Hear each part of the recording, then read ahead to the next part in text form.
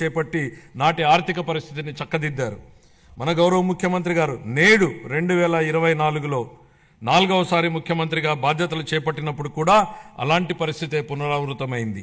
గత పాలకులు జీతాలు కూడా సకాలంలో చెల్లించలేని స్థాయికి రాష్ట్ర ఆర్థిక పరిస్థితిని దిగజార్చారు. రాష్ట్రంలో అన్ని అభివృద్ధి కార్యకలాపాలు నిలిచిపోవడంతో రాష్ట్ర ఆర్థిక వ్యవస్థ కుప్పకూలింది. ఇలాంటి పరిస్థితుల్లో బడ్జెట్ ప్రవేశపెట్టడం క్లిష్టతరమైంది. కౌటిల్యుడు అర్థశాస్త్రంలో చెప్పినట్టు సామాన్యుల సంతోషమే రాజు సంతోషం, వారి సంక్షేమమే ఆయన సంక్షేమం. రాజు తన వ్యక్తిగత ప్రయోజనాలు సంక్షేమం గురించి ఎన్నడూ ఆలోచించకూడదు. ప్రజల ఆనందంలోనే తన ఆనందాన్ని పొందడానికి ఎల్లప్పుడూ ప్రయత్నించాలి. నందరాజ వంశపు దుర్మార్గపు పాలన తర్వాత సుసంపన్నమైన మరియు న్యాయపాలనను స్థాపించడంలో చంద్రగుప్త మౌర్యుడికి కౌటిల్యుడి మార్గదర్శకం వహించినట్లే గత ప్రభుత్వ పాలనలోని విధ్వంసకర విధానాల తర్వాత గౌరవనీయ ముఖ్యమంత్రి గారు పారదర్శక, సంక్షేమం మరియు శాంతి భద్రతలతో కూడిన పాలనతో ప్రగతిపథం వైపు నడిపిస్తున్నారు. మన రాష్ట్ర పునర్నిర్మాణం కోసం ముఖ్యమంత్రి గారు నిరంతరం శ్రమిస్తున్నారు. మన రాష్ట్రంలో లభ్యమవుతున్న మౌలిక సదుపాయాల అవసరాలను బేరీజు వేసి కొత్త ఆర్థిక వృద్ధి అంశాలను గుర్తించి కొత్త విధి విధానాలతో రాష్ట్ర పురోగమనానికి కావలసిన విధానాన్ని సంస్కరణలను తీసుకువచ్చారు. గౌరవ ముఖ్యమంత్రి శ్రీ నారా చంద్రబాబు నాయుడు గారు మన రాష్ట్రాభివృద్ధి కోసం 1990వ దశకంలోనే విజన్ 2020 డాక్యుమెంట్ను రూపొందించారు. అప్పటి ప్రతిపక్షాలు ఆ ఆలోచనని విమర్శించాయి. కానీ నేటి హైదరాబాద్ను చూసినట్లయితే వారి విజన్ సాకారమైంది. ఇదే ఆయన దార్శనికతకు, సామర్థ్యానికి నిదర్శనం. మళ్ళీ 2024లో మరొక గొప్ప విజన్ను దిశానిర్దేశం చేస్తూ గౌరవ ముఖ్యమంత్రి గారు స్వర్ణాంధ్ర 2047కు శ్రీకారం చుట్టి రాష్ట్రాభివృద్ధికి మార్గనిర్దేశనం చేశారు. 15% పైగా రాష్ట్ర స్థూల దేశీయ ఉత్పత్తి వృద్ధి రేటును స్థిరంగా సాధించడం, తలసరి ఆదాయాన్ని పెంచడం, పేదరికాన్ని రూపుమాపడం ద్వారా అభివృద్ధి ఫలాలను అత్యంత అణగారిన వర్గాలకు అందించడమే దీని లక్ష్యం. మా ప్రభుత్వం స్వర్ణాంధ్ర 2047 దిశగా పనులను మొదలుపెట్టింది. ఇందులో భాగంగా పాత విధానాల్లోని లోపాలను సరిచేస్తూ నూతన ఇసుక విధానం, ఎక్సైజ్ విధానం, ఆంధ్రప్రదేశ్ పారిశ్రామిక అభివృద్ధి విధానం లాంటి ఎన్నో విధానాలను తీసుకొచ్చింది. అప్పులు చేయడమే తప్ప అప్పులు తీర్చడాన్ని మరిచిన గత ప్రభుత్వం తప్పుడు విధానాలను సరిచేస్తున్నాం. ప్రభుత్వం కాంట్రాక్టర్లను బ్లాక్ లిస్టులో పెట్టడం చూశాం. కానీ గత పాలకుల విధానాల వల్ల ఆంధ్రప్రదేశ్ ప్రభుత్వాన్నే కాంట్రాక్టర్లు బ్లాక్ లిస్టులో పెట్టి పనులు చేయడానికి ముందుకు రాని పరిస్థితి ఏర్పడింది. ఈ పరిస్థితి నుంచి రాష్ట్రాన్ని తప్పించాం. 24 నుండి రాష్ట్ర ఆర్థిక వ్యవహారాలను సమర్థవంతంగా నిర్వహించడం ద్వారా రాష్ట్ర ప్రభుత్వాన్ని గాడిలో పెడుతున్న విధి విధానాలను ముచ్చుకు కొన్ని తెలియజేస్తున్నాను. జూన్ 12, 2020 నాటికి ఉన్న 23,556 కోట్ల రూపాయలను, వేల కోట్ల రూపాయల బకాయిలను చెల్లించాం. అధ్యక్ష, గత ప్రభుత్వం 93 కేంద్ర ప్రాయోజిత పథకాలను నిలిపివేసింది. 9,371 కోట్ల రూపాయల బకాయిలను చెల్లించడం ద్వారా 74 పథకాలను మా ప్రభుత్వం పునః ప్రారంభించింది. దీనివల్ల కేంద్రం ప్రభుత్వం నుంచి మన రాష్ట్రానికి మరిన్ని నిధులు అందాయి.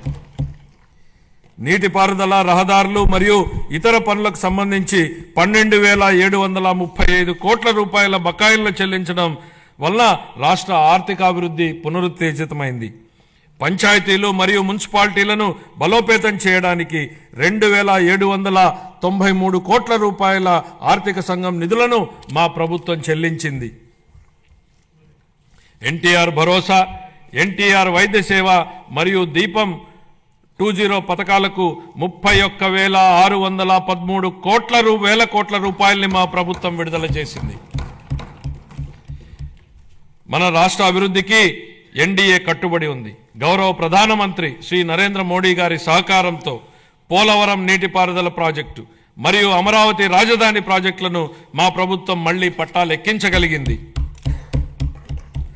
23-24 ఆర్థిక సంవత్సరంలో మూలధన పెట్టుబడుల కోసం కేంద్ర ప్రభుత్వాలు రాష్ట్రాలకు అందించే ప్రత్యేక సహాయంలో అయిన ఖర్చు కేవలం 4,090 కోట్ల రూపాయలు మాత్రమే.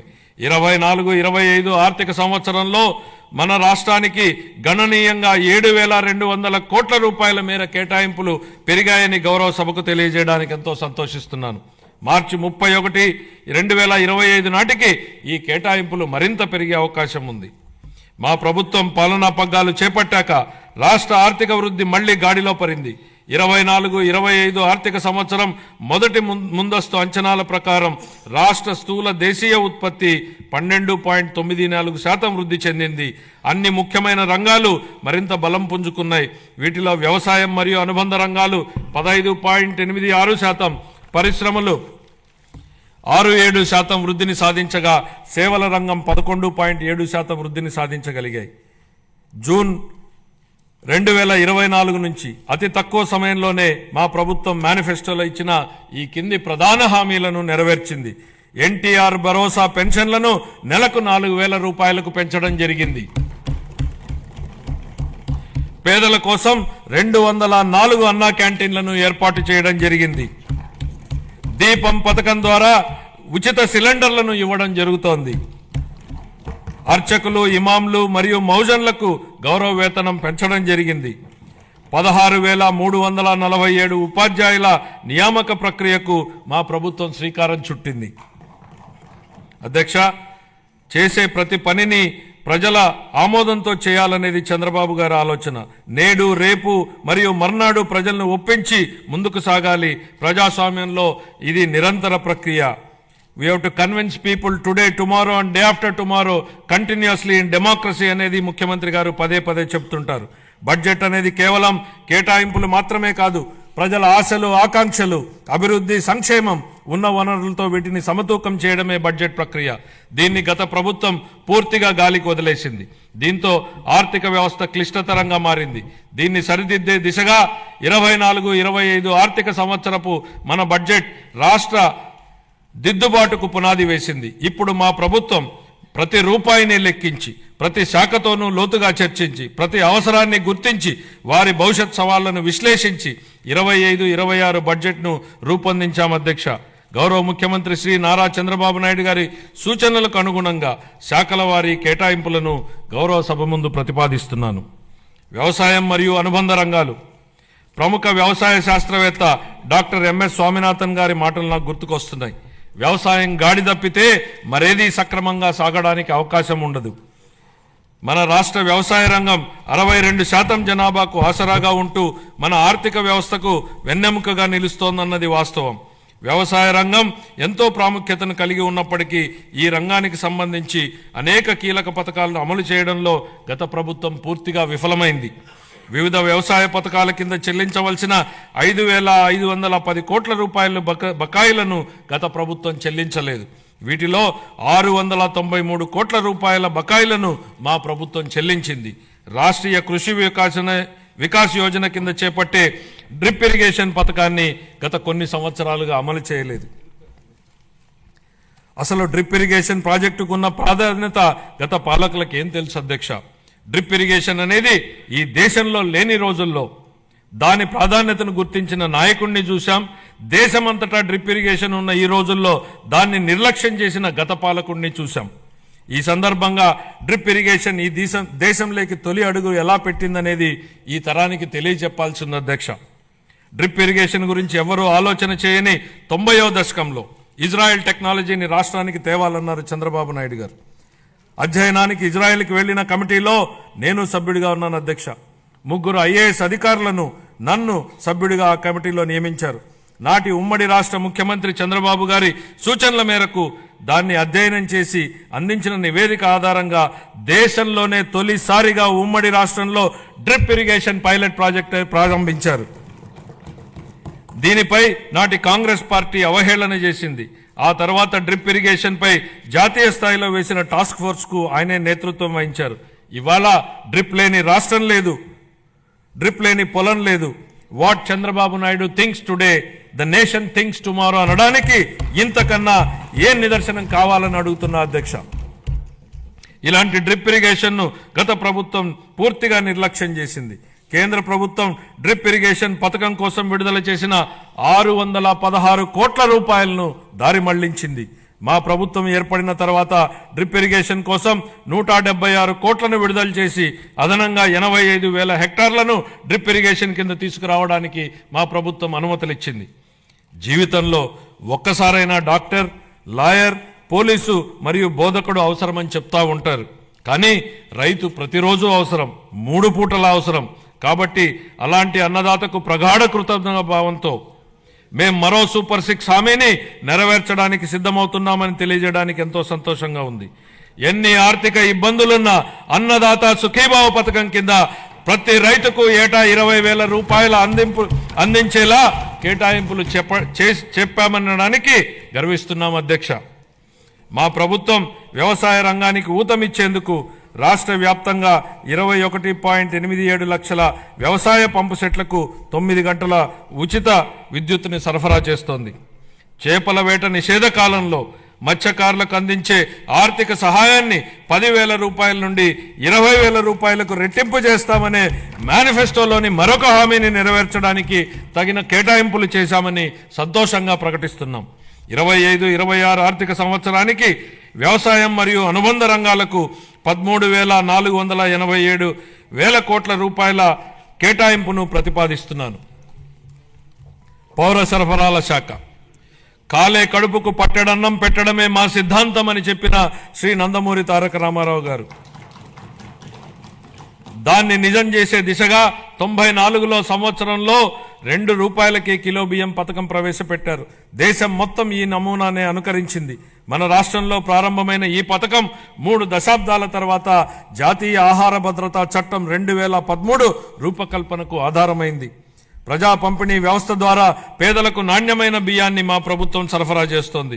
వచ్చే విద్యా సంవత్సరం నుండి మధ్యాహ్న భోజనం కింద ప్రభుత్వ పాఠశాలలకు మరియు సాంఘిక సంక్షేమ వసతి గృహాలకు ప్రత్యేకంగా ప్యాక్ చేయబడిన నాణ్యమైన బియ్యం సరఫరా చేయబడుతుందని గౌరవ సభకు తెలియజేస్తున్నాను.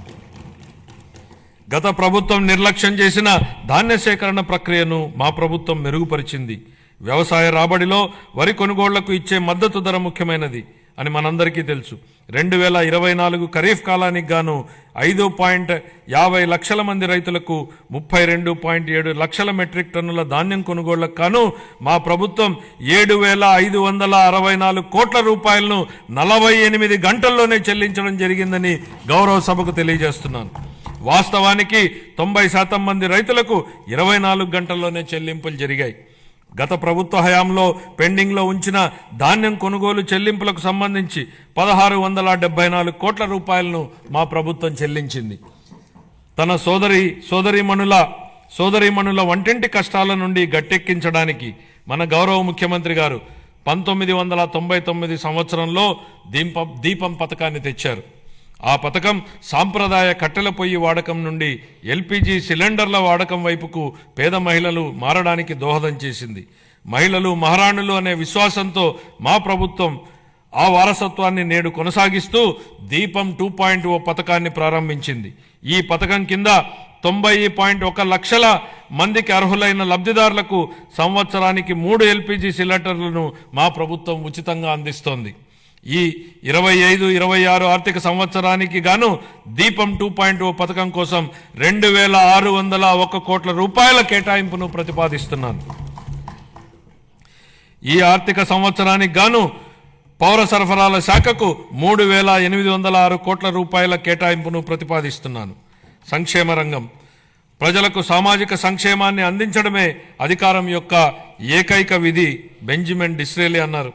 స్వర్ణాంధ్ర విజన్ 2047 లక్ష్యాలకు అనుగుణంగా మేనిఫెస్టోలో ఇచ్చిన మా హామీలను అమలు చేస్తూ బడుగు బలహీన వర్గాల సంక్షేమానికి మా ప్రభుత్వం పెద్దపీట వేస్తోంది. వృద్ధులను ఓటు బ్యాంకుగా పరిగణించకుండా వారి జీవితాలకు ఆసరా కల్పించడాన్ని మా ప్రభుత్వం ఒక సామాజిక బాధ్యతగా భావించి మన గౌరవ ముఖ్యమంత్రి గారు సామాజిక భద్రతను ఆర్థిక కోణంలో కాకుండా మానవతా దృక్పథంతో చూస్తూ లక్షల కుటుంబాలకు పెద్ద కొడుకుగా మారి 35 రూపాయలతో ప్రారంభమైన పింఛన్ను ఎన్టీఆర్ భరోసా పింఛన్ల పేరుతో ఇప్పుడు 4,000 రూపాయలకు పెంచడం జరిగింది.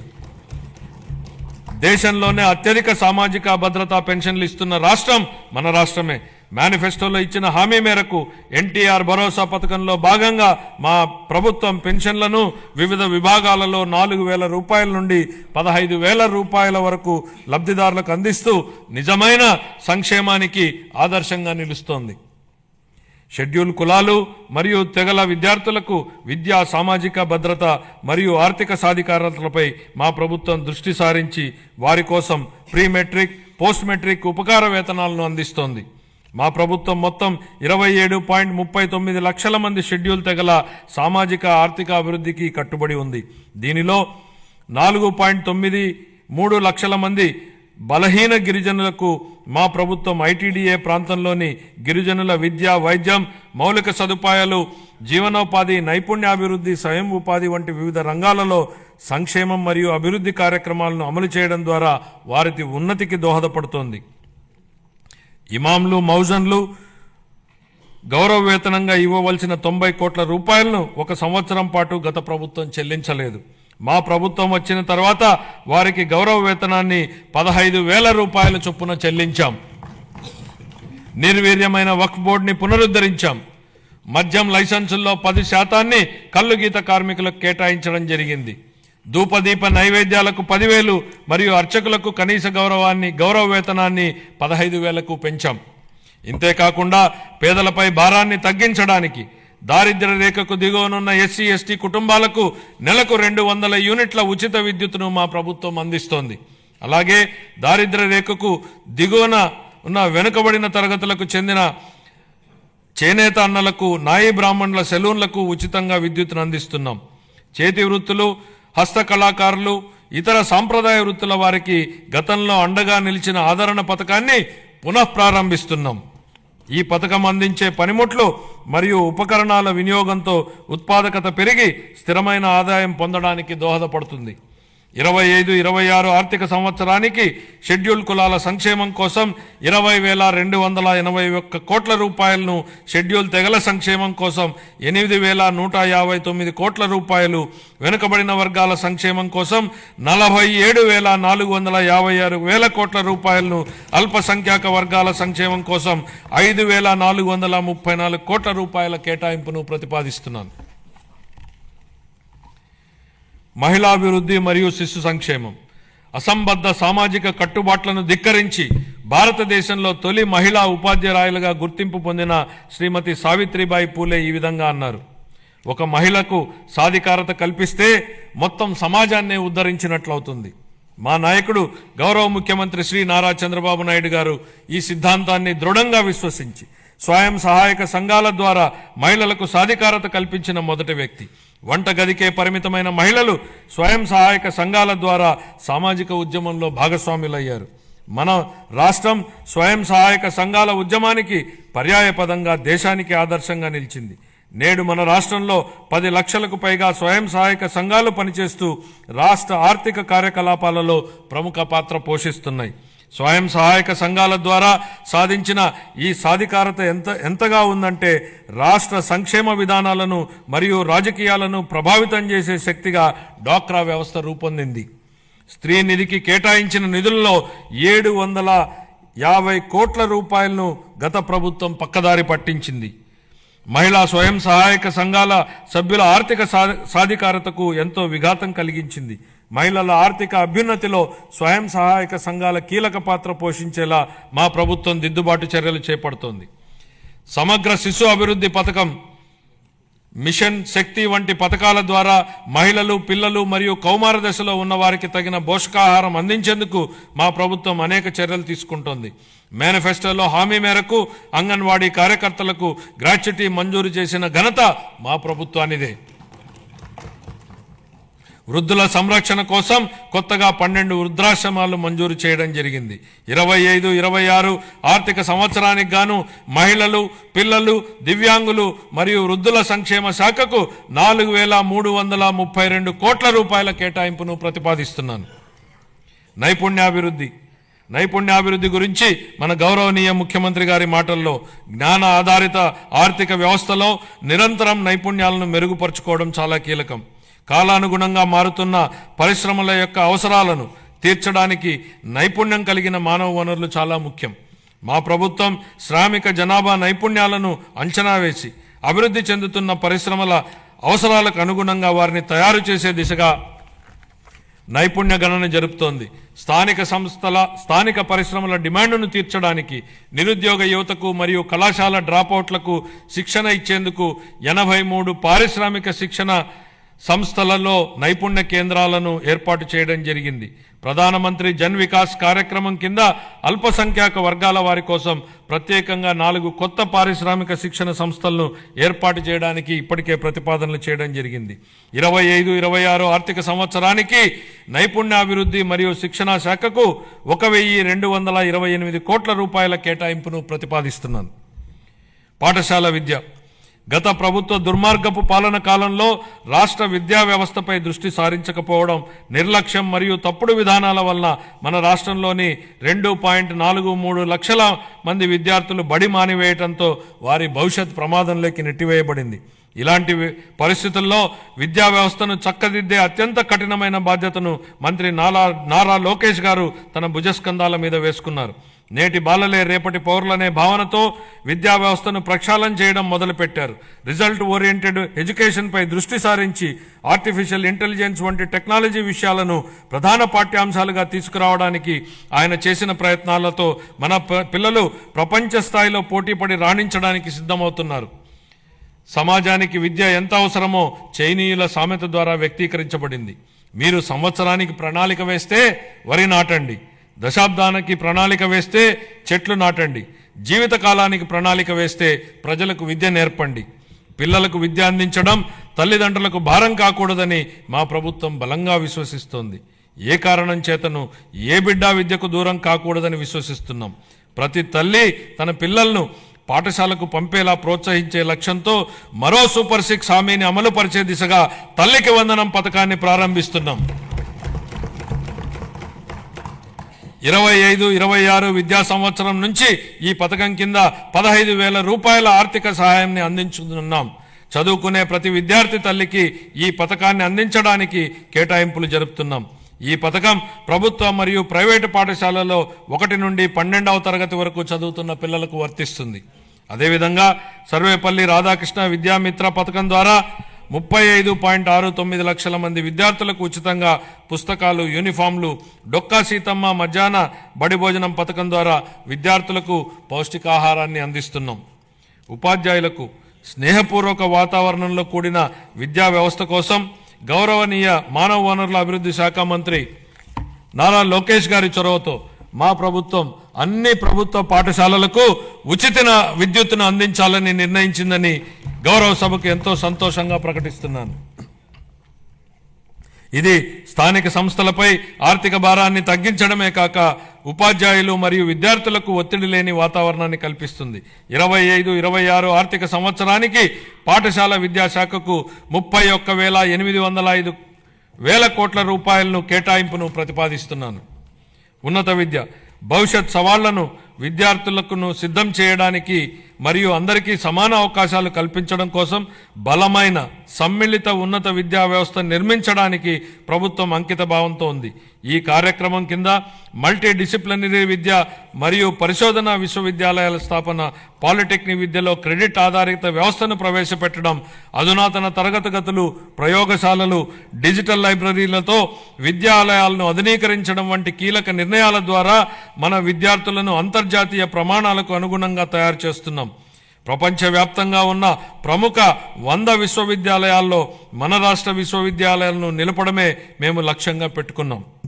25-26 ఆర్థిక సంవత్సరానికి గాను ఉన్నత విద్యాశాఖకు 2,506 కోట్ల రూపాయలను కేటాయింపును ప్రతిపాదిస్తున్నాను. ఆరోగ్య రంగం. గత ప్రభుత్వ పాలనలో ఆరోగ్య రంగం పూర్తిగా నిర్లక్ష్యానికి గురి అయిన విషయాన్ని మనం చూశాం అధ్యక్ష. సకాలంలో చెల్లింపులను చేయకపోవడంతో మందుల కొరత, సౌకర్యాల కొరత, సేవల కొరతకు కారణమైంది అధ్యక్ష. వైద్య రంగంలో దాదాపు 6,400 కోట్ల రూపాయల బకాయిలను వారసత్వంగా ఇచ్చారు అధ్యక్ష. దీనిలో 1,624 కోట్ల రూపాయలను చెల్లించి తిరిగి గాడిలో పెట్టేటువంటి ప్రయత్నాలు ప్రారంభించాం. నిర్లక్ష్యానికి గురైన వైద్యారోగ్య రంగాన్ని గాడిలో పెట్టడమే కాకుండా ఈ శాఖకు సంబంధించి ప్రజారోగ్యానికి సంబంధించి మేనిఫెస్టోలో ఇచ్చిన హామీలను అమలు చేస్తున్నాం. దీనిలో భాగంగా ఇప్పటికే ఉన్న ఎన్టీఆర్ వైద్య సేవ పథకానికి తోడుగా ప్రతి కుటుంబానికి నాణ్యమైన వైద్య సేవలు అందించేందుకు పేద మధ్యతరగతి ప్రజలకు ఆసుపత్రులకు వెళ్లిన వెంటనే ఎటువంటి ఇబ్బంది లేకుండా కార్పొరేట్ వైద్యం అందేలా పథకాన్ని రూపొందించాం. దీనిలో భాగంగా ప్రతి కుటుంబానికి 25 లక్షల రూపాయల ఆరోగ్య బీమా పథకాన్ని అందుబాటులోకి తీసుకొచ్చేందుకు మా ప్రభుత్వం ప్రణాళికలు చేపట్టింది. ఈ ఏడాదిలోనే ఈ పథకాన్ని అమల్లోకి తేనున్నాం. దీంతో పాటు ఆసుపత్రుల్లో మందుల సరఫరా, మెరుగైన వైద్య సేవలు, పారిశుద్ధ్యం వంటివి ఇప్పటికే చేపడుతున్నాం అధ్యక్ష.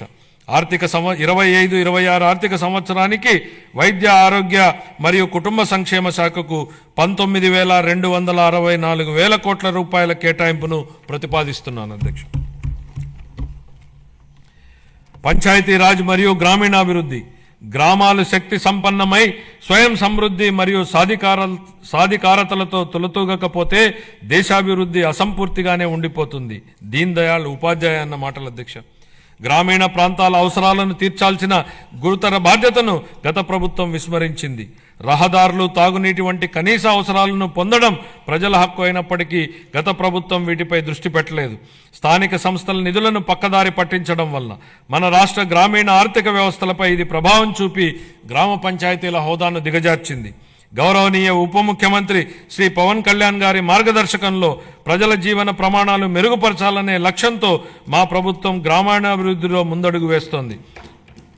ప్రజల చురుకైన భాగస్వామ్యంతో మా ప్రభుత్వం సమగ్ర గ్రామ పంచాయతీ అభివృద్ధి ప్రణాళికలను రూపొందించి గ్రామాలలో సిమెంట్ రోడ్లు, తార్ రోడ్లు, పశువుల పాకలు తదితర 30,000 పనులకు మంజూరు చేయడం జరిగింది. 4,300 కిలోమీటర్ల మేరకు మంజూరైన సీసీ రోడ్లలో ఇప్పటికే 3,000 కిలోమీటర్ల రోడ్లు పూర్తయ్యాయి. మరో 1,300 కిలోమీటర్ల మేర రోడ్లు తుది నిర్మాణ దశలో ఉన్నాయి. వీటి ఫలితంగా గ్రామీణ ప్రాంతాలలో పరిశుభ్రమైన వాతావరణం ఏర్పడి ఆర్థిక కార్యకలాపాలు, ఉపాధి కల్పన జరిగింది. గత ప్రభుత్వం 5 ఏళ్లుగా స్మార్ట్ ఎల్ఈడి వీధి దీపాల పథకాన్ని పూర్తిగా నిర్లక్ష్యం చేసింది. 150 కోట్ల రూపాయల మేరకు బకాయిలను చెల్లించడం ద్వారా మా ప్రభుత్వాన్ని ఈ కార్యక్రమాన్ని పునరుద్ధరించింది. కేంద్ర ప్రభుత్వం జల్ జీవన్ మిషన్ను ఆగస్టు 15, 2019లో ప్రారంభించినప్పటి నుండి 2024-25 వరకు 13,499 కోట్ల రూపాయలను కేంద్ర ప్రభుత్వం కేటాయించినప్పటికీ గత ప్రభుత్వం మన రాష్ట్రాన్ని సకాలంలో విడుదల చేయకపోవడం వలన కేవలం 2,255 కోట్ల రూపాయలను మాత్రమే వినియోగించుకోగలిగింది. ఛత్తీస్గఢ్, జార్ఖండ్, గుజరాత్, ఒడిశా వంటి రాష్ట్రాలు 23-24 సంవత్సరానికి కేంద్రం నుంచి మనకంటే తక్కువ కేటాయింపులు పొందినప్పటికీ మన రాష్ట్రం కంటే ఎక్కువ నిధులను వినియోగించుకున్నాయి. మా ప్రభుత్వం ఈ పథకాన్ని పునరుద్ధరించడానికి చొరవ తీసుకుంది. మా ప్రభుత్వ అభ్యర్థన మేరకు ఈ పథకం గడువును 2028 వరకు పొడిగించిన కేంద్ర ప్రభుత్వానికి ఈ గౌరవ సభ ద్వారా ధన్యవాదాలు తెలియజేస్తున్నాను. దీనిలో భాగంగా సుస్థిర ఉపరితల నీటి రిజర్వాయర్ల నుండి 95.44 లక్షల గ్రామీణ గృహాలకు నీరు అందించాలని మా ప్రభుత్వం లక్ష్యంగా పెట్టుకుంది. మహాత్మా గాంధీ జాతీయ గ్రామీణ ఉపాధి హామీ పథకం కింద 45.3 లక్షల కుటుంబాలకు చెందిన 72 లక్షల మందికి ఉపాధి కల్పించడం జరిగింది. మా ప్రభుత్వం రైతులకు మేలు చేకూరేలా పొలాలకు అనుసంధాన రహదారులు వేస్తోంది. అన్ని గ్రామాలలో స్వచ్ఛ భారత్ మిషన్ కింద ఘన మరియు ద్రవ వ్యర్థాల నిర్వహణ కార్యకలాపాలను చేపట్టడం వలన అవి పరిశుభ్రమైన మరియు ఆదర్శ గ్రామాలుగా మార్పు చెందనున్నాయి. గ్రామీణ ప్రాంతాల్లో మౌలిక వసతులు, రోడ్ల నిర్మాణం విషయంలో గత ప్రభుత్వాల నిర్లక్ష్యాల వలన భయంకరమైన భరింపశక్యంగాని వారసత్వం మా ప్రభుత్వానికి వచ్చింది అధ్యక్ష. పల్లెల్లో ఎక్కడ చూసినా గుంతలమైన రోడ్లే కనిపించాయి. వంతెనలు లేక కనెక్టివిటీ లేని గ్రామాలకు అనుసంధానం ఏర్పడుతున్న ఈ రోజుల్లో రోడ్లు సరిగా లేక గ్రామాలకు అనుసంధానం లేని పరిస్థితి గత ప్రభుత్వంలో ఏర్పడింది. ప్రధానమంత్రి గ్రామీణ సడక్ యోజన, ఆంధ్రప్రదేశ్ గ్రామీణ రహదారుల అనుసంధాన మరియు ప్రాజెక్టు మరియు జాతీయ వ్యవసాయ మరియు గ్రామీణాభివృద్ధి బ్యాంకు నిధుల కింద ఈ రోడ్లను అభివృద్ధి చేసే ప్రయత్నాలను ప్రారంభించాం. అన్ని వాతావరణ పరిస్థితులను తట్టుకోగలిగే రహదారులను నిర్మించి అనుసంధానతను కల్పించే దిశగా పీఎం జన్మన్ పథకం మన రాష్ట్రంలో అమలు చేయబడుతోంది. 2025-26 ఆర్థిక సంవత్సరానికి గాను పంచాయతీరాజ్ మరియు గ్రామీణాభివృద్ధి శాఖకు 18,847 కోట్ల రూపాయల కేటాయింపును ప్రతిపాదిస్తున్నారు. పట్టణాభివృద్ధి. వేగంగా పెరుగుతున్న జనాభా దృష్ట్యా సమర్థవంతమైన పట్టణ ప్రణాళికను రూపొందించడం చాలా ముఖ్యం. పెరుగుతున్న పట్టణీకరణ అవసరాలను తీర్చడానికి అనుగుణంగా అభివృద్ధి చెందుతున్న నగరాలు మౌలిక సదుపాయాలను కలిగి ఉండాలి. రాష్ట్రాన్ని సర్వనాశనం చేసేలా ప్రణాళికాబద్ధంగా వికేంద్రీకరణ మంత్రాన్ని జపించిన గత ప్రభుత్వం బిల్లుల చెల్లింపుల విషయానికి వచ్చేటప్పటికి మాత్రం కేంద్రీకృత విధానాన్ని అమలు చేసింది. ఉదాహరణకు మున్సిపాలిటీలలో చేసే చెల్లింపులను గత ప్రభుత్వం కేంద్రీకృతం చేసింది అధ్యక్ష. దీని ద్వారా స్థానిక స్వపరిపాలన స్ఫూర్తికి గత ప్రభుత్వం పాతరేసింది. మారుమూల మున్సిపాలిటీలో ఓ చిన్న మురుగునీటి కాలువ నిర్మాణానికి సంబంధించిన బిల్లులు సైతం రాష్ట్ర సచివాలయంలోని ఆర్థిక శాఖ కార్యదర్శి చెల్లింపులు జరిపే విధానాన్ని అమలు చేసింది. కేంద్రీకృత చెల్లింపుల విధానం నుంచి మున్సిపాలిటీలకు ఆర్థిక స్వేచ్ఛను కల్పించాలన్న గౌరవ ముఖ్యమంత్రి గారి ఆలోచనలకు అనుగుణంగా ఏప్రిల్ 1, 2025 నుండి మున్సిపాలిటీల బిల్లుల చెల్లింపును కేంద్రీకృత విధానం నుంచి వేరు చేసి బిల్లులు చెల్లించే అధికారాన్ని మున్సిపాలిటీలకే ఇస్తున్నాం. స్థానిక సంస్థలకు ఆర్థిక స్వేచ్ఛను కల్పించడం, వాటి పనితీరు మెరుగుపరచడానికి ఇదొక విప్లవాత్మక నిర్ణయం. ప్రజా రాజధాని అమరావతి. అసంబద్ధ రాష్ట్ర విభజన కారణంగా రాజధానిని కోల్పోయిన మన రాష్ట్రానికి అమరావతిని ప్రజా రాజధానిగా ఏర్పాటు చేసుకున్నాం. దీనికి ఆనాడు ఆమోదం తెలిపి అధికారంలోనికి రాగానే మాట మార్చారు. మాట మార్చడమే కాకుండా అమరావతి విధ్వంసానికి నడం బిగించారు. నాటి ప్రభుత్వ అరాచక విధానాలపై అమరావతి రైతులు పోరుబాటును ఎంచుకోవడం, తమని తాను కాపాడుకుంటూ ఈ రాష్ట్ర రాజధానిని కూడా కాపాడుకునేలా అమరావతి రైతులు చేసిన పోరాటాన్ని ఈ సందర్భంగా గుర్తు చేస్తున్నా అధ్యక్ష. తిరిగి రాష్ట్ర ప్రజల ఆకాంక్షలకు అనుగుణంగా రాజధాని పనులను పెద్ద ఎత్తున చేపట్టేందుకు సిద్ధంగా ఉన్నామని చెప్పడానికి సంతోషిస్తున్నాను అధ్యక్ష. రాజధాని అనేది ఓ ప్రాంతం కోసం కాదు, రాష్ట్ర అభివృద్ధి కోసం దోహదం చేసే గ్రోత్ ఇంజన్గా అమరావతిని తీర్చిదిద్దాలనేదే మా ప్రభుత్వ లక్ష్యం. మహారాష్ట్ర అభివృద్ధికి ముంబై ఎంత కీలకమో, తెలంగాణ అభివృద్ధికి హైదరాబాద్ ఎంత ముఖ్యమో, మన రాష్ట్ర ఆర్థిక వ్యవస్థను ముందుకు తీసుకెళ్లడానికి అమరావతి నిర్మాణం కూడా అంతే అవసరం. గౌరవనీయ ప్రధానమంత్రి శ్రీ నరేంద్ర మోడీ గారి సహకారంతో ప్రపంచ స్థాయి మౌలిక సదుపాయాలు, పెట్టుబడులు మరియు ఉపాధి అవకాశాలను కల్పించడం ద్వారా అమరావతిని ముంబై మరియు హైదరాబాద్లతో సరితూగే ఆర్థిక శక్తిగా అభివృద్ధి చేయడానికి మా ప్రభుత్వం కృషి చేస్తోంది. అమరావతిని విధ్వంసం చేసేందుకు నాటి పాలకులు చెప్పిన మాటలను ఈ సందర్భంగా గుర్తు చేయాలనుకుంటున్న అధ్యక్ష. రాజధాని నిర్మాణం కోసం అంత డబ్బులు ఇవ్వలేం కాబట్టే 3 రాజధానులు ఏర్పాటు అన్నారు. ఇవాళ మేం రాజధాని పనుల నిర్మాణం కోసం బడ్జెట్ నుంచి ₹1 కూడా కేటాయించలేదు అధ్యక్ష.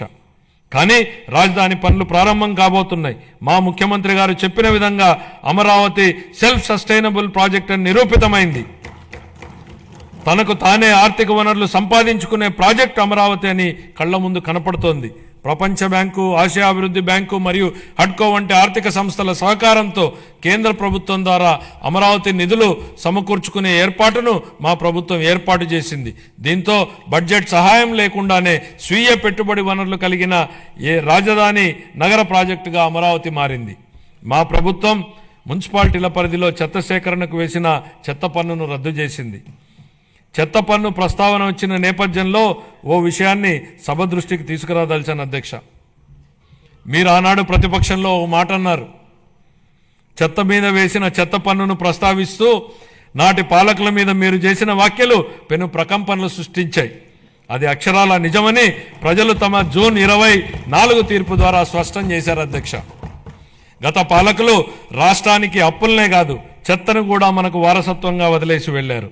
రాష్ట్రంలో 83 లక్షల మెట్రిక్ టన్నుల చెత్తను ఎత్తకుండా వదిలి వెళ్లిపోయింది గత ప్రభుత్వం. కూటమి ప్రభుత్వం చెత్త పన్నుని రద్దు చేయడమే కాకుండా మళ్లీ స్వచ్ఛాంధ్ర దిశగా పనిచేస్తోంది అధ్యక్ష. పట్టణ పేదలకు రాయితీపై ఆహారాన్ని అందించే 204 అన్నా క్యాంటీన్లను ఇప్పటికే ప్రారంభించడం జరిగింది. 25-26 ఆర్థిక సంవత్సరానికి పురపాలక మరియు పట్టణాభివృద్ధి శాఖకు 13,862 వేల కోట్ల రూపాయలను కేటాయింపును ప్రతిపాదిస్తున్నాను అధ్యక్ష. గృహ నిర్మాణ పథకాల కింద 4,737 కోట్ల రూపాయలను గత ప్రభుత్వం చెల్లించకపోవడం వల్ల 4 లక్షల మంది లబ్ధిదారులు నష్టపోయారు.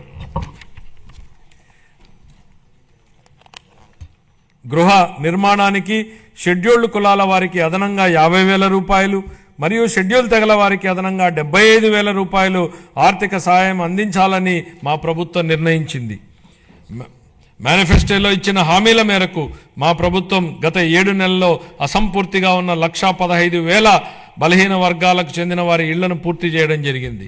ప్రస్తుతం కొనసాగుతున్న ప్రధానమంత్రి ఆవాస్ యోజన పథకాల కింద 26 మార్చి నాటికి 7 లక్షలకు పైగా ఇళ్లను పూర్తి చేయాలని మా ప్రభుత్వం ప్రతిపాదిస్తోంది. అలాగే జూన్ 25 నాటికి 2 లక్షల ఇళ్లను ఆంధ్రప్రదేశ్ టౌన్షిప్ మరియు ఇన్ఫ్రాస్ట్రక్చర్ కార్పొరేషన్ ఏపీ డిడ్కో ద్వారా అందించనున్నాం. 25-26 ఆర్థిక సంవత్సరానికి గాను గృహ నిర్మాణ శాఖకు 6,318 కోట్ల రూపాయల కేటాయింపును ప్రతిపాదిస్తున్నాను. జలవనరులు కరువు రహిత ఆంధ్రప్రదేశ్ దిశగా ఈ భూమిపై ఏదైనా అద్భుతం ఉందంటే అది నీరే అన్న లోరెన్ ఐస్లీ అమెరికన్ ఆంథ్రోపాలజిస్ట్ మాటలు గుర్తు చేసుకుంటున్నాం అధ్యక్ష. ఈ మాట నీటి ప్రాధాన్యతను వివరిస్తుంది అధ్యక్ష. సాగునీటి రంగాన్ని గత ప్రభుత్వం పూర్తిగా నిర్లక్ష్యం చేసింది. ఈ రంగాన్ని విధ్వంసం చేసింది. నీటి కోసం ఎదురు చూసే రాయలసీమ ఉత్తరాంధ్ర రైతులను నట్టేట ముంచింది. జీవనాడి లాంటి పోలవరం ప్రాజెక్టు మొదలుకుని పల్లెల్లో పిల్ల కాలువల నిర్వహణను కూడా సరిగ్గా పట్టించుకోకుండా వదిలేసింది. నిర్లక్ష్యం వల్ల గత ప్రభుత్వం హయాంలో కొట్టుకుపోయిన డ్యాంలని చూశాం. వాటి వైపు కన్నెత్తి చూడని పాలకుల్ని చూశాం.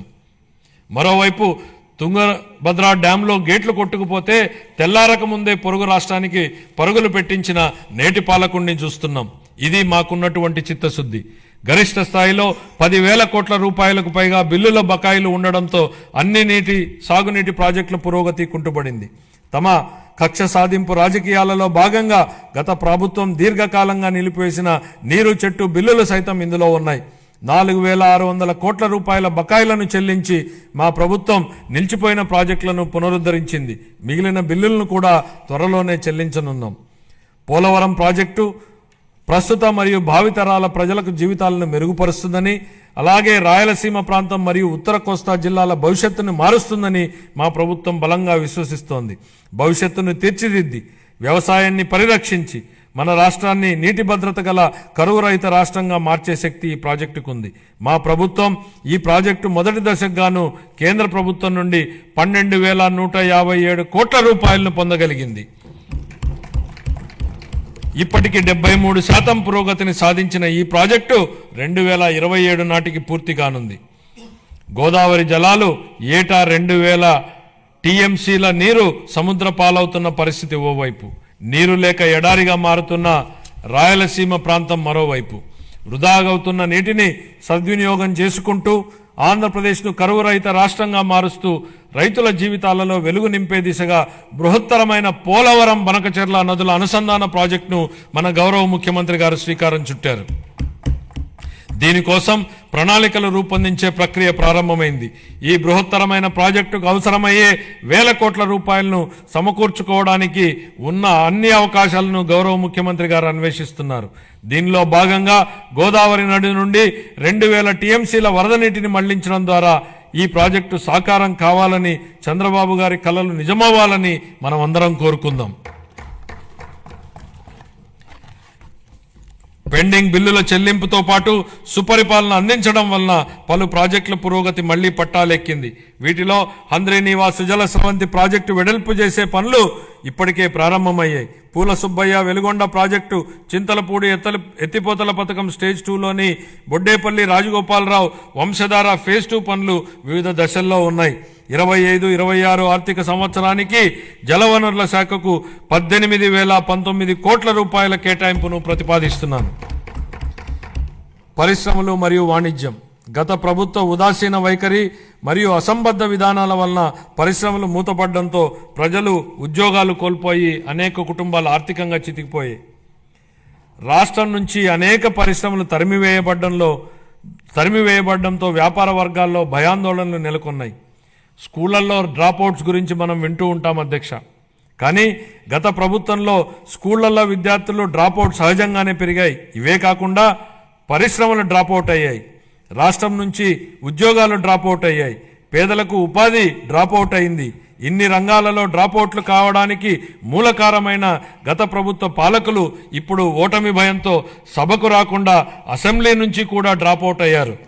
వాళ్ళు ప్రజా జీవితం నుంచి శాశ్వతంగా డ్రాప్ అయ్యే రోజులు అతి త్వరలోనే ఉన్నాయి అధ్యక్ష. అనేక పరిశ్రమలు, ఎంఎస్ఎంఈలు, ఎస్సీ మరియు ఎస్టీ వర్గాలకు చెందిన వ్యాపారవేత్తలకు ప్రోత్సాహాల కోసం ఇవ్వాల్సిన 11,000 కోట్ల రూపాయల పైగా బకాయిలను గత ప్రభుత్వం నిలిపేసింది. వీటిలో 377.73 కోట్ల రూపాయల బకాయిలను మా ప్రభుత్వం ఇప్పటికే చెల్లించింది. ఒకప్పుడు వ్యాపారాన్ని ఈజ్ ఆఫ్ డూయింగ్ బిజినెస్ గురించి మాట్లాడుకున్నాం. ఇప్పుడు మన గౌరవ ముఖ్యమంత్రి గారు స్పీడ్ ఆఫ్ డూయింగ్ బిజినెస్ పై దృష్టి సారించారు. ప్రతి ఇంటికి ఒక ఐటీ ఉద్యోగి ఉండాలని అప్పట్లో మేము కృషి చేశాం. నేడు ఇంకొక అడుగు ముందుకేసి ప్రతి కుటుంబానికి వ్యాపారవేత్త ఉండాలనే లక్ష్యంతో ముందుకెళ్తున్నాం. ఓర్వకల్లు, కొప్పర్తి అనే 2 పారిశ్రామిక వాడలకు ఆర్థిక సహాయం అందించి అభివృద్ధి చేసేందుకు కేంద్ర ప్రభుత్వం ఆమోదం తెలిపింది.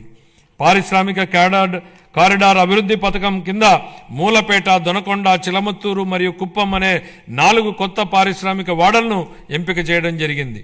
పారిశ్రామిక వృద్ధిని వేగవంతం చేయడానికి మరియు దృఢమైన పెట్టుబడి వ్యవస్థను నెలకొల్పడానికి మా ప్రభుత్వం ముందు చూపుతో కూడిన అనేక విధానపరమైన కార్యక్రమాలను ఆవిష్కరించింది. 4 లక్షల మందికి ఉద్యోగ అవకాశాలు కల్పించే దిశగా ప్రధాన పెట్టుబడిదారులైన NTPC, green energy limited, Arcelor Mittal steel company, NHPC, BPCL, Reliance Industries, LG Electronics, TCS, Tata power, Greenko group, Hero Future Energies, Ecoren ఎనర్జీల నుండి మా ప్రభుత్వం 6.3 లక్షల కోట్ల రూపాయల పెట్టుబడి హామీలను సాధించగలిగింది. ఈ సందర్భంగా పెట్టుబడుల సాధనలో శ్రీ నారా లోకేష్ గారి గురించి ప్రత్యేకంగా చెప్పాలి అధ్యక్ష. ఆర్సిలర్ మిట్టల్ స్టీల్ కంపెనీ రాష్ట్రానికి వచ్చేలా చేయడంలో ఆయనదే కీలక పాత్ర. అలాగే ప్రతిష్టాత్మక సంస్థలకు చెందిన డేటా సెంటర్లను రాష్ట్రానికి వచ్చేలా చేసే విషయమై లోకేష్ గారు దృష్టి పెట్టారు. 25-26 ఆర్థిక సంవత్సరానికి గాను పరిశ్రమలు మరియు వాణిజ్య శాఖకు 3,156 కోట్ల రూపాయలను కేటాయింపును ప్రతిపాదిస్తున్నాను. ఇంధన రంగం ప్రమాణ స్వీకారం చేసిన రోజునే గత ప్రభుత్వం విద్యుత్ కొనుగోలు ఒప్పందాలను రద్దు చేస్తున్నట్లు ప్రకటించడంతో విద్యుత్ రంగం సర్వనాశనమైంది. అసమర్థ పాలన, అప్పులు పెరిగి మరియు టారిఫ్ భారం కారణంగా ఈ రంగం 1.29 లక్షల కోట్ల రూపాయలకు పైగా నష్టాలను చవిచూసింది. విద్యుత్ కొనుగోలు ఒప్పందాలను గత ప్రభుత్వం నిర్లక్ష్యంగా రద్దు చేయడంతో మన రాష్ట్రం అధిక ధరకు విద్యుత్తును కొనుగోలు చేయాల్సి వచ్చింది. దీనివల్ల ట్రూఅప్ ఛార్జీల పేరుతో ప్రజలపై పెనుభారం మోపబడింది. గౌరవ ముఖ్యమంత్రి గారి దార్శనిక నాయకత్వంలో మన రాష్ట్ర ఇంధన రంగం నేడు పునరుజ్జీవం పొందుతోంది. గ్రీన్ హైడ్రోజన్ ఉత్పత్తిలో 2030 నాటికి భారతదేశం యొక్క మొత్తం ఉత్పత్తిలో 1/3 సాధించాలనే ధ్యేయంతో రాష్ట్రాన్ని గ్రీన్ హైడ్రోజన్ హబ్గా మార్చడమే మా ప్రభుత్వ లక్ష్యం. Andhra Pradesh integrated clean energy policy 24 పునరుత్పాదక ఇంధన తయారీ జోన్ల ఏర్పాటు చేయడం ద్వారా ఇంధన రంగంలో పెట్టుబడులను ఆకర్షించి 7.5 లక్షల మందికి ప్రత్యక్ష మరియు పరోక్ష ఉపాధి అవకాశాలను కల్పించే ప్రయత్నాలు జరుగుతున్నాయి. 25-26 ఆర్థిక సంవత్సరానికి గాను ఇంధన శాఖకు 13,600 కోట్ల రూపాయల కేటాయింపును ప్రతిపాదిస్తున్నాను. రవాణా మరియు రహదారి భవనాల శాఖ గత పాలకుల నిర్లక్ష్యం వలన మరియు నిర్వహణ లోపం వలన రాష్ట్ర రహదారులు అధ్వానంగా తయారవడంతో పాటు ఉన్న మౌలిక సదుపాయాల పురోగతి కూడా కొన్ని సంవత్సరాలు వెనుకకు మరలింది. రహదారుల పునరుద్ధరణకు చేపట్టినటువంటి పాట్ హోల్ ఫ్రీ ఆంధ్ర గణనీయమైన పురోగతిని సాధించింది. మరమ్మతులు చేపట్టిన 20,059 కిలోమీటర్లలో 17,605 కిలోమీటర్ల మేర రహదారి పనులు కేవలం 3 నెలల వ్యవధిలో పూర్తి చేయడం జరిగింది. అదనంగా జిల్లా ప్రధాన కేంద్రాల నుండి మండల ప్రధాన కేంద్రాల వరకు మరియు వాటిని ఆనుకుని ఉన్న మండల ప్రధాన కేంద్రాల మధ్య 2 వరుసల రహదారి అనుసంధాన పనులు చేపడుతున్నాం. వీటిలో భాగంగా ఆంధ్రప్రదేశ్ మండల అనుసంధాన మరియు గ్రామ అనుసంధాన మెరుగుదల ప్రాజెక్టు మరియు ఆంధ్రప్రదేశ్ రహదారులు మరియు వంతెనల పునర్నిర్మాణ ప్రాజెక్టుల కింద 2,522 కిలోమీటర్ల రహదారి విస్తరణ పనులు మరియు 464 వంతెన నిర్మాణ పునర్నిర్మాణ పనులు ఉన్నాయి. 25-26 ఆర్థిక సంవత్సరానికి రవాణా, రహదారులు మరియు భవనాల శాఖకు 8,785 కోట్ల రూపాయలను కేటాయింపును ప్రతిపాదిస్తున్నాం. పర్యాటక మరియు క్రీడలు మరియు సంస్కృతి ఆంధ్రప్రదేశ్ పర్యాటక విధానం 24-29 ద్వారా మా ప్రభుత్వం పర్యాటక రంగానికి పరిశ్రమ హోదాను కల్పించడం జరిగింది. అత్యంత పర్యావరణ ప్రమాణాలతో కూడిన ప్రతిష్టాత్మక బ్లూ ఫ్లాగ్ సర్టిఫికేషన్ను ఋషికొండ బీచ్ నిలుపుకుంది. దీనికి తోడు అఖండ గోదావరి, గండికోట వంటి ఐకానిక్ పర్యటన ప్రాజెక్టులు పర్యాటకానికి అగ్రశ్రేణి గమ్యస్థానంగా రాష్ట్రం యొక్క ఖ్యాతిని ఇనుమడింపజేస్తున్నాయి. ఆంధ్రప్రదేశ్ క్రీడా విధానం 24-29 ద్వారా మెరుగైన క్రీడా సంస్కృతిని పెంపొందించడానికి మరియు క్రీడా నైపుణ్యాలను ప్రోత్సహించడానికి మా ప్రభుత్వం కట్టుబడి ఉంది. క్షేత్రస్థాయి క్రీడాకారులను ప్రోత్సహించి వారి క్రీడా శిక్షణను మెరుగుపరచడం ద్వారా మన రాష్ట్రాన్ని క్రీడా ప్రతిభకు ప్రముఖ కేంద్రంగా నిలబెట్టడమే ఈ క్రీడా విధానం యొక్క ముఖ్య ఉద్దేశం. 25-26 ఆర్థిక సంవత్సరానికి యువజన, పర్యాటక మరియు సాంస్కృతిక శాఖకు 469 కోట్ల రూపాయల కేటాయింపును ప్రతిపాదిస్తున్నాను. గృహ మంత్రిత్వ శాఖ గత ప్రభుత్వం అనుసరించే విధానాల వలన పోలీసు బలగాల స్థైర్యంపై దెబ్బతీశాయి, వారి సామర్థ్యాన్ని కుంగదీశాయి. దీని ఫలితంగా రాష్ట్రంలో అరాచకం రాజ్యం చేసింది. మాదక ద్రవ్యాలు అడ్డు అదుపు లేకుండా తాండవించాయి. పోలీసు బలగాల ఆత్మస్థైర్యాన్ని పెంపొందించడం కోసం 920 కోట్ల రూపాయల మేర పేరుకుపోయిన బకాయిల నుండి 250 కోట్ల రూపాయల బకాయిలను ఇటీవలే చెల్లించాం.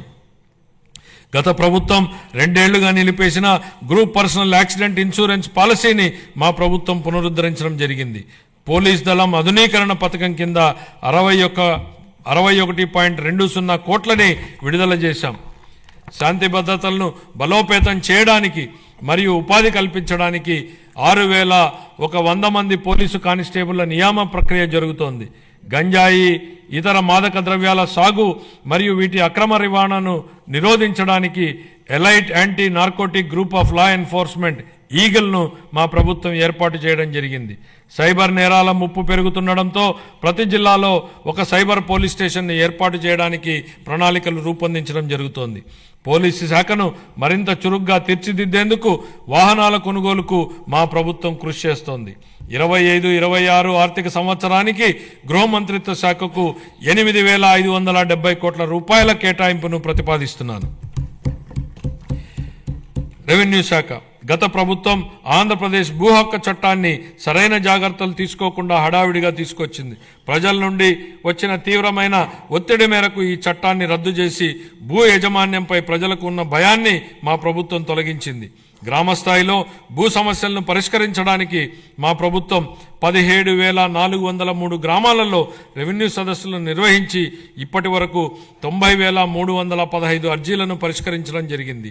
సుమోటో కుల ధృవీకరణ విధానం ద్వారా రాష్ట్రంలోని అన్ని కుటుంబాలకు కుల ధృవీకరణ పత్రాలను ఆన్లైన్లో అందుబాటులో ఉంచడం జరిగింది.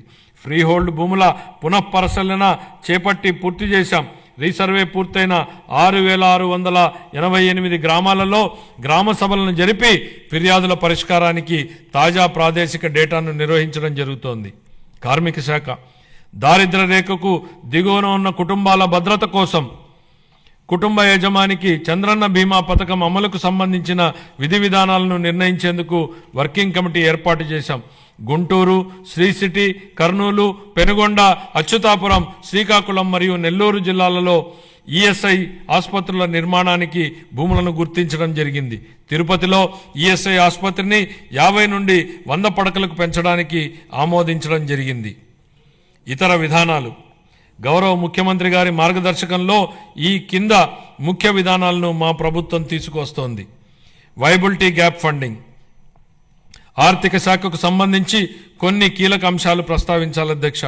బడ్జెట్ అనగానే రూపాయి రాక పోక, కేటాయింపులు, అప్పులు, ఆదాయం, ఖర్చులు, లోటు మిగులు, రెవెన్యూ వ్యయం, మూలధన వ్యయం ఇవి సామాన్యుడికి అర్థం కాని పడికట్టు పదాలు. ప్రజల కోసం పెట్టే బడ్జెట్ను ప్రజలకు అర్థమయ్యే భాషలో చెప్పాల్సిన బాధ్యత మనపై ఉంది అధ్యక్ష. గతంలో ఎన్నడూ లేని విధంగా మూలధన వ్యయం గురించి ఎక్కువ చర్చ జరుగుతోంది అధ్యక్ష. మూలధనం వ్యయం అంటే ఏమిటనేది సామాన్యుడి భాషలో చెప్పాలంటే ఒక రైతు భూమిని కొనడం మూలధన వ్యయం, ఆ భూమిని సాగు చేసుకోవడానికి అవసరమైన బావి తవ్వడం, బోర వేయడం మూలధన వ్యయం. ఇలా ఆ రైతు పెట్టిన ఆ మూలధన వ్యయం వలన అతని పొలంలో పంటలు పండుతాయి, ఆదాయం వస్తుంది. అలాగే ప్రభుత్వానికి మూలధన వ్యయం ఉంటుంది. సాగునీటి ప్రాజెక్టులు, మౌలిక సదుపాయాల వంటి వాటిపై ఖర్చు చేస్తే అవి తిరిగి ఆదాయాన్ని కల్పిస్తాయి. ఇదే నిజమైన మూలధన వ్యయం లక్ష్యం. ఒక ఉదాహరణ అధ్యక్ష, 1,600 కోట్ల రూపాయలను ఖర్చు పెట్టి కట్టిన పట్టిసీమ ప్రాజెక్టు ఈ రాష్ట్ర రైతాంగానికి 5 ఏళ్లలో 44,000 కోట్ల రూపాయలను సంపాదించే అవకాశాన్ని కల్పించింది. ఇది నిజమైన మూలధన వ్యయం, ప్రజలకు ఉపయోగపడే మూలధన వ్యయం. అందుకే మా ప్రభుత్వం దీనికి ఎక్కువ ప్రాధాన్యతనిస్తోంది. 100 కోట్లతో సముద్ర తీరాన ప్యాలెస్లు కట్టుకోవడం, సర్వే రాళ్లపై బొమ్మలకే 650 కోట్ల రూపాయలు తగలేయడం ప్రజలకు ఉపయోగపడే మూలధన వ్యయం కాదు. ఇలాంటివి క్యాపిటల్ ఎక్స్పెండిచర్లా కనిపించే పర్సనల్ ఎక్స్పెండిచర్. ఇది గత ప్రభుత్వ నిర్వాహకం. హంద్రీనీవా లాంటి ప్రాజెక్టులపై మా ప్రభుత్వం డబ్బులు ఖర్చు పెట్టడం మూలధన వ్యయం. ఇది నాటి పాలకులు ఖర్చు పెట్టిన విధానానికి నేటి పాలకులు ఖర్చు పెడుతున్న విధానానికి ఉన్న వ్యత్యాసం. అదే రూపాయిని ఎవరు ఎలా ఖర్చు పెడుతున్నారనడానికి ఇదే ఉదాహరణ. తక్కువ ఆదాయ వనరులున్న ప్రస్తుత పరిస్థితుల్లో పెద్ద క్యాపిటల్ ఎక్స్పెండిచర్ ప్రాజెక్టులు చేపట్టడానికి వచ్చే ఇబ్బందులను అధిగమించడానికి ప్రణాళికలు రూపొందించాం. ప్రైవేట్ పబ్లిక్ భాగస్వామ్యంతో కొత్త అభివృద్ధి పనులు చేపట్టేందుకు ప్రోత్సాహకంగా ప్రాజెక్టు వ్యయంలో 20% వరకు వైబిలిటీ గ్యాప్ ఫండింగ్ కోసం ఓ వినూత్న పథకాన్ని ప్రవేశపెడుతున్నామని ప్రకటిస్తున్నాం. దీనికోసం 2,000 కోట్ల రూపాయల కార్పస్ ఫండ్ను ప్రతిపాదిస్తున్నాం. Real time governance. గత ప్రభుత్వ హయాంలో పారదర్శక మరియు పాలనా సౌలభ్యం కొరబడ్డాయి. గూగుల్, టీసీఎస్, మెటా తదితర సంస్థలతో మా ప్రభుత్వం అవగాహన ఒప్పందాలు కుదుర్చుకుంది. ఆరోగ్య సంరక్షణతో పాటు వివిధ రంగాలలో కృత్రిమ మేధస్సు వినియోగాన్ని వేగవంతం చేయడానికి గూగుల్ సంస్థతో కుదుర్చుకున్న అవగాహన ఒప్పందం రాష్ట్రంలో స్టార్టప్ వ్యవస్థకు మద్దతునిస్తుంది. మెటాతో కుదుర్చుకున్న అవగాహన ఒప్పందం ద్వారా 159 సేవలతో వాట్సాప్ గవర్నెన్స్ను ప్రారంభించడం జరిగింది. వాట్సాప్ గవర్నెన్స్తో వీలైనన్ని ఎక్కువ పౌర సేవలను అనుసంధానం చేసేందుకు మా ప్రభుత్వం ప్రయత్నిస్తోంది. మరో ముఖ్యమైన విషయం అధ్యక్ష, తెలుగు భాషాభివృద్ధి. ఆంధ్ర భోజుడుగా ప్రస్తుతించబడినటువంటి శ్రీకృష్ణదేవరాయల వారి అమూల్యమైన పలుకుల్ని గుర్తు చేసుకుందాం. తెలుగుదేలయన్న దేశంబు తెలుగేను, తెలుగు వల్లభుండ తెలుగుకొండ, ఎల్ల నృపులు గొలవ ఎరుగవే బాసాడి, దేశ భాషలందు తెలుగు లెస్స. గౌరవనీయులైన ముఖ్యమంత్రి గారి మార్గదర్శకంలో వచ్చే ఆర్థిక సంవత్సరంలో వినూత్న ఆలోచనలతో మా ప్రభుత్వం ముందుకు అడుగేస్తుంది.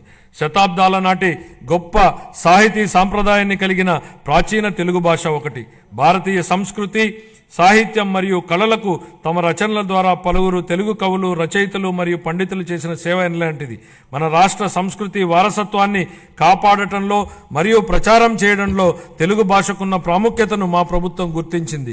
తెలుగు భాష అభివృద్ధి మరియు ప్రచారం కోసం 10 కోట్ల రూపాయల కేటాయింపును ప్రతిపాదిస్తున్నాను. నవోదయం. అక్రమ మద్యం ఉత్పత్తిని నిర్మూలించడం కోసం 2016 సంవత్సరంలో అమలుపరచబడినటువంటి నవోదయం కార్యక్రమం విజయవంతమైంది. నేడు రాష్ట్రాన్ని అక్రమ మద్యం, మాదక ద్రవ్యాలు మరియు గంజాయి రహిత రాష్ట్రంగా మార్చాలనే ధ్యేయంతో మా ప్రభుత్వం నవోదయం 2.0 కార్యక్రమాన్ని ప్రారంభించింది. ఆల్కహాల్ డీ అడిక్షన్ కోసం పనిచేస్తున్న ప్రసిద్ధ సంస్థలతో కలిసి మా ప్రభుత్వం వ్యసనాల బారి నుండి ప్రజలను, ముఖ్యంగా యువతను రక్షించడానికి అవగాహన కార్యక్రమాలను విస్తృతంగా చేపట్టనుంది. ఈ కార్యక్రమానికి 10 కోట్ల రూపాయల కేటాయింపును ప్రతిపాదిస్తున్నాం. రతన్ టాటా ఇన్నోవేషన్ హబ్ను మా ప్రభుత్వం అమరావతిలో ఏర్పాటు చేయనుంది. దీని ద్వారా నూతన ఆవిష్కరణలను ప్రోత్సహించడం, పారిశ్రామిక వ్యవస్థలను ఏర్పాటు చేయడం మరియు స్టార్టప్లకు మార్గదర్శనం వహించడం జరుగుతుంది. ఈ హబ్ మరో 5 జోనల్ కేంద్రాలతో అనుసంధానించబడుతుంది. ప్రతి కేంద్రానికి ఒక ప్రముఖ వ్యాపార సమూహం మద్దతు లభించడం వల్ల అభివృద్ధి చెందుతున్న రంగాల్లో సాంకేతికత మరియు నైపుణ్యాభివృద్ధి సులభతరం కానున్నాయి. కాలుష్యరహిత ఆంధ్ర. దేశ రాజధాని ఢిల్లీలోని పరిస్థితిని చూస్తే కాలుష్య ప్రమాదం స్పష్టంగా కనపడుతుంది. మన రాష్ట్రం కాలుష్యం బారిన పడకుండా మా ప్రభుత్వం చర్యలు తీసుకుంటోంది. హరిత శక్తిని ప్రోత్సహించి మరియు రాష్ట్రంలో పచ్చదనాన్ని 50% పెంచడానికి ద్వారా మా ప్రభుత్వం కృషి చేస్తోంది. ఈ చర్యలతో మన ప్రభుత్వం నెట్ జీరో ఎకానమీగా మార్పు చెందడానికి మా ప్రభుత్వం కృషి చేస్తోంది. 23-24 ఖాతాలు. ఆంధ్రప్రదేశ్ అకౌంటెంట్ జనరల్ వారు ఖరారు చేసిన ఆర్థిక లెక్కల ప్రకారం 23-24 ఆర్థిక సంవత్సరానికి గాను రెవెన్యూ లోటు 38,682 కోట్ల రూపాయలు మరియు ద్రవ్యలోటు 62,719 కోట్ల రూపాయలుగా చెప్పడం జరిగింది. రాష్ట్ర స్థూల దేశీయ ఉత్పత్తిలో రెవెన్యూ లోటు మరియు ద్రవ్యలోటు వరుసగా 2.7% గాను 4.41% గాను ఉన్నాయి. 24-25కు సవరించిన అంచనాల ప్రకారం 24-25 ఆర్థిక సంవత్సరానికి రెవెన్యూ వ్యయం 2,24,342 కోట్ల రూపాయలు కాగా మూలధన వ్యయం 24,072 కోట్ల రూపాయలు. 24-25 ఆర్థిక సంవత్సరంలో రెవెన్యూ లోటు దాదాపు 48,311 కోట్లు కాగా ఇదే కాలానికి ద్రవ్యలోటు దాదాపు 73,362 కోట్ల రూపాయలు. ఇవి రాష్ట్ర స్థూల దేశీయ ఉత్పత్తిలో వరుసగా 3.1% గాను మరియు 4.57% గాను ఉన్నాయి. 25-26 బడ్జెట్ అంచనాలు. 25-26 ఆర్థిక సంవత్సరానికి గాను నేను 3,22,359 కోట్ల రూపాయల వ్యయాన్ని ప్రతిపాదిస్తున్నాను. ఇందులో రెవెన్యూ వ్యయం అంచనా 2,51,162 కోట్ల రూపాయలు మరియు మూలధన వ్యయం అంచనా 40,635 కోట్ల రూపాయలు. ఇదే కాలానికి రెవెన్యూ లోటు 33,185 కోట్ల రూపాయలు మరియు ద్రవ్యలోటు 79,926 కోట్ల రూపాయలుగా ప్రతిపాదిస్తున్నాను.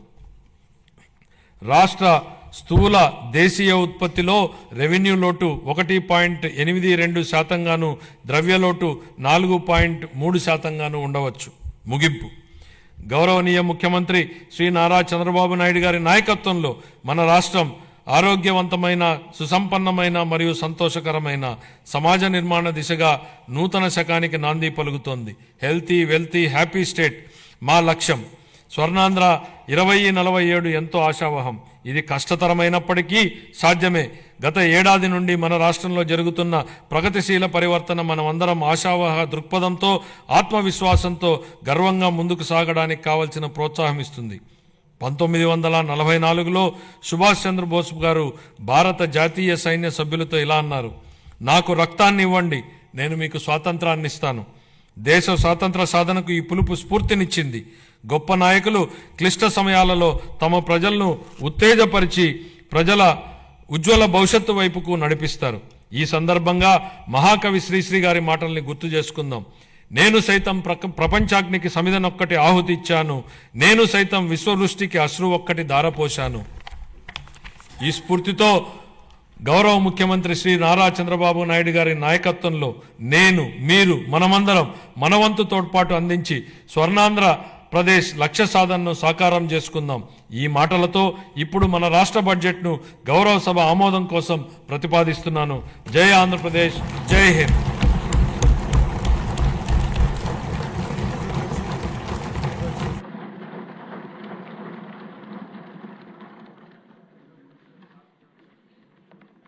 థ్యాంక్ యూ ఫైనాన్స్ మినిస్టర్ గారు. విత్ ఇన్ టైం లోడ్ చేశారు. అందరికీ మనవండి 2 minutes. ఈరోజు ఈ బడ్జెట్ గురించి మీరంతా విన్నారు. ఇక్కడ ఎక్కువ మంది కొత్త సభ్యులు ఉన్నారు కాబట్టి 2 సూచనలు ఏంటంటే, దీని మీద మీ అందరికీ పూర్తిగా అవగాహన రావాలి. ఈ కష్టకాలంలో నేను చాలా బడ్జెట్లు చూసాం, చాలామంది సీనియర్ నాయకులు ఉన్నారు, చాలా బడ్జెట్లు చూసాం. ఈ కష్టకాలంలో చంద్రబాబు నాయుడు గారు, పవన్ కళ్యాణ్ గారు ఇద్దరు కలిసి నాయకత్వంలో ఒక మంచి బడ్జెట్ని ప్రవేశపెట్టారు. ఎందుకంటే కష్టకాలంలో మిగతా రోజులు వేరు, నష్టపోయిన రాష్ట్రంలో ఈ బడ్జెట్ గురించి ప్రతి ఒక్కరికి కూడా పూర్తి అవగాహన కావాలి. ఇక 2 రోజులు టైం ఉంది మనకి. రేపు ఎల్లుండి కూడా సెలవు ఇస్తున్నాం. మళ్ళీ మండే వస్తాం మనం. 3 days దీని మీద డిస్కషన్ ఉంది. మీరు ఏదో మాట్లాడడం కోసం కాదు, మీకు అవగాహనతో, పూర్తి అవగాహనతో ఈ సబ్జెక్టు మీద మీరు ఇక్కడ డిస్కస్ చేయాలి. దానికోసం మీరు ప్రయత్నం చేయండి. మనందరం కలిసి నష్టపోయిన రాష్ట్రాన్ని కాపాడడం కోసం ముఖ్యమంత్రి గారికి, ఉప ముఖ్యమంత్రి గారికి మన అందరం కూడా అండగా ఉండి ఈ రాష్ట్రాన్ని కాపాడుకోవాల్సిన బాధ్యత మన అందరి మీద ఉందని మాత్రం మర్చిపోవద్దు. బాగా చదవండి, అందరికీ అవకాశం ఉంది. 3 రోజులు టైం ఇస్తున్నాం బడ్జెట్ మీద మాట్లాడడానికి. మీకు మాట్లాడే అవకాశం ఇవ్వండి. గంటల కొద్ది ఉపన్యాసం కాదు, తక్కువ టైంలో ఎక్కువగా అర్థం వచ్చేలా మాట్లాడండి. అందరికీ అవకాశం వస్తుంది కాబట్టి అది మనం చేయాలని. తర్వాత మీకు ఈ బడ్జెట్ తాలూకు పత్రాలన్నీ కూడా పెన్ డ్రైవ్లో కూడా ఏర్పాటు చేస్తాం, మీకు సప్లై చేసి ఉంటారు. పెన్ డ్రైవ్ కూడా ఉన్నాం. రెండోది ఏంటంటే సభ్యులందరికీ వాట్సాప్ గ్రూపులు కూడా ఏర్పాటు చేసి ఉన్నాయి కాబట్టి దాంట్లో ఈ బడ్జెట్ వివరాలన్నీ కూడా వాట్సాప్ గ్రూప్లో పెట్టి ఏర్పాటు చేస్తున్నాం. మీరు ఈ 2 days హాలిడేస్లో క్షుణ్ణంగా చదివి, నేను కూడా ఇది చదవడం కాదు, అసెంబ్లీలో మాట్లాడడం కాదు, అసెంబ్లీ అయిన తర్వాత బయట కూడా మీ కాన్స్టిట్యున్సీల్లో సరళమైన భాష ప్రజలకు అర్థమయ్యే విధంగా ఈ బడ్జెట్ గురించి మీకు చెప్పవలసిన బాధ్యత మనందరి మీద ఉందని చెప్పి కూడా ఈ సందర్భంలో మీకు మనం చేస్తున్నానండి. ఇప్పుడు గౌరవ వ్యవసాయ శాఖ మంత్రులు 2025-2026 సంవత్సరపు వ్యవసాయ బడ్జెట్ను ప్రవేశపెడతారు.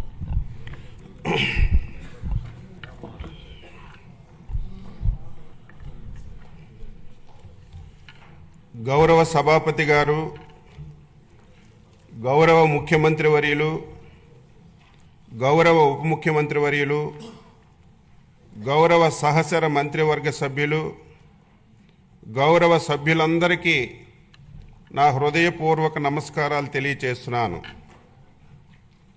దేశానికి అన్నం పెట్టడం కోసం అహర్నిశలు కృషి చేసే రైతన్నలకు మనసారా నమస్కరిస్తూ వ్యవసాయ బడ్జెట్ ప్రవేశపెడుతున్నాను.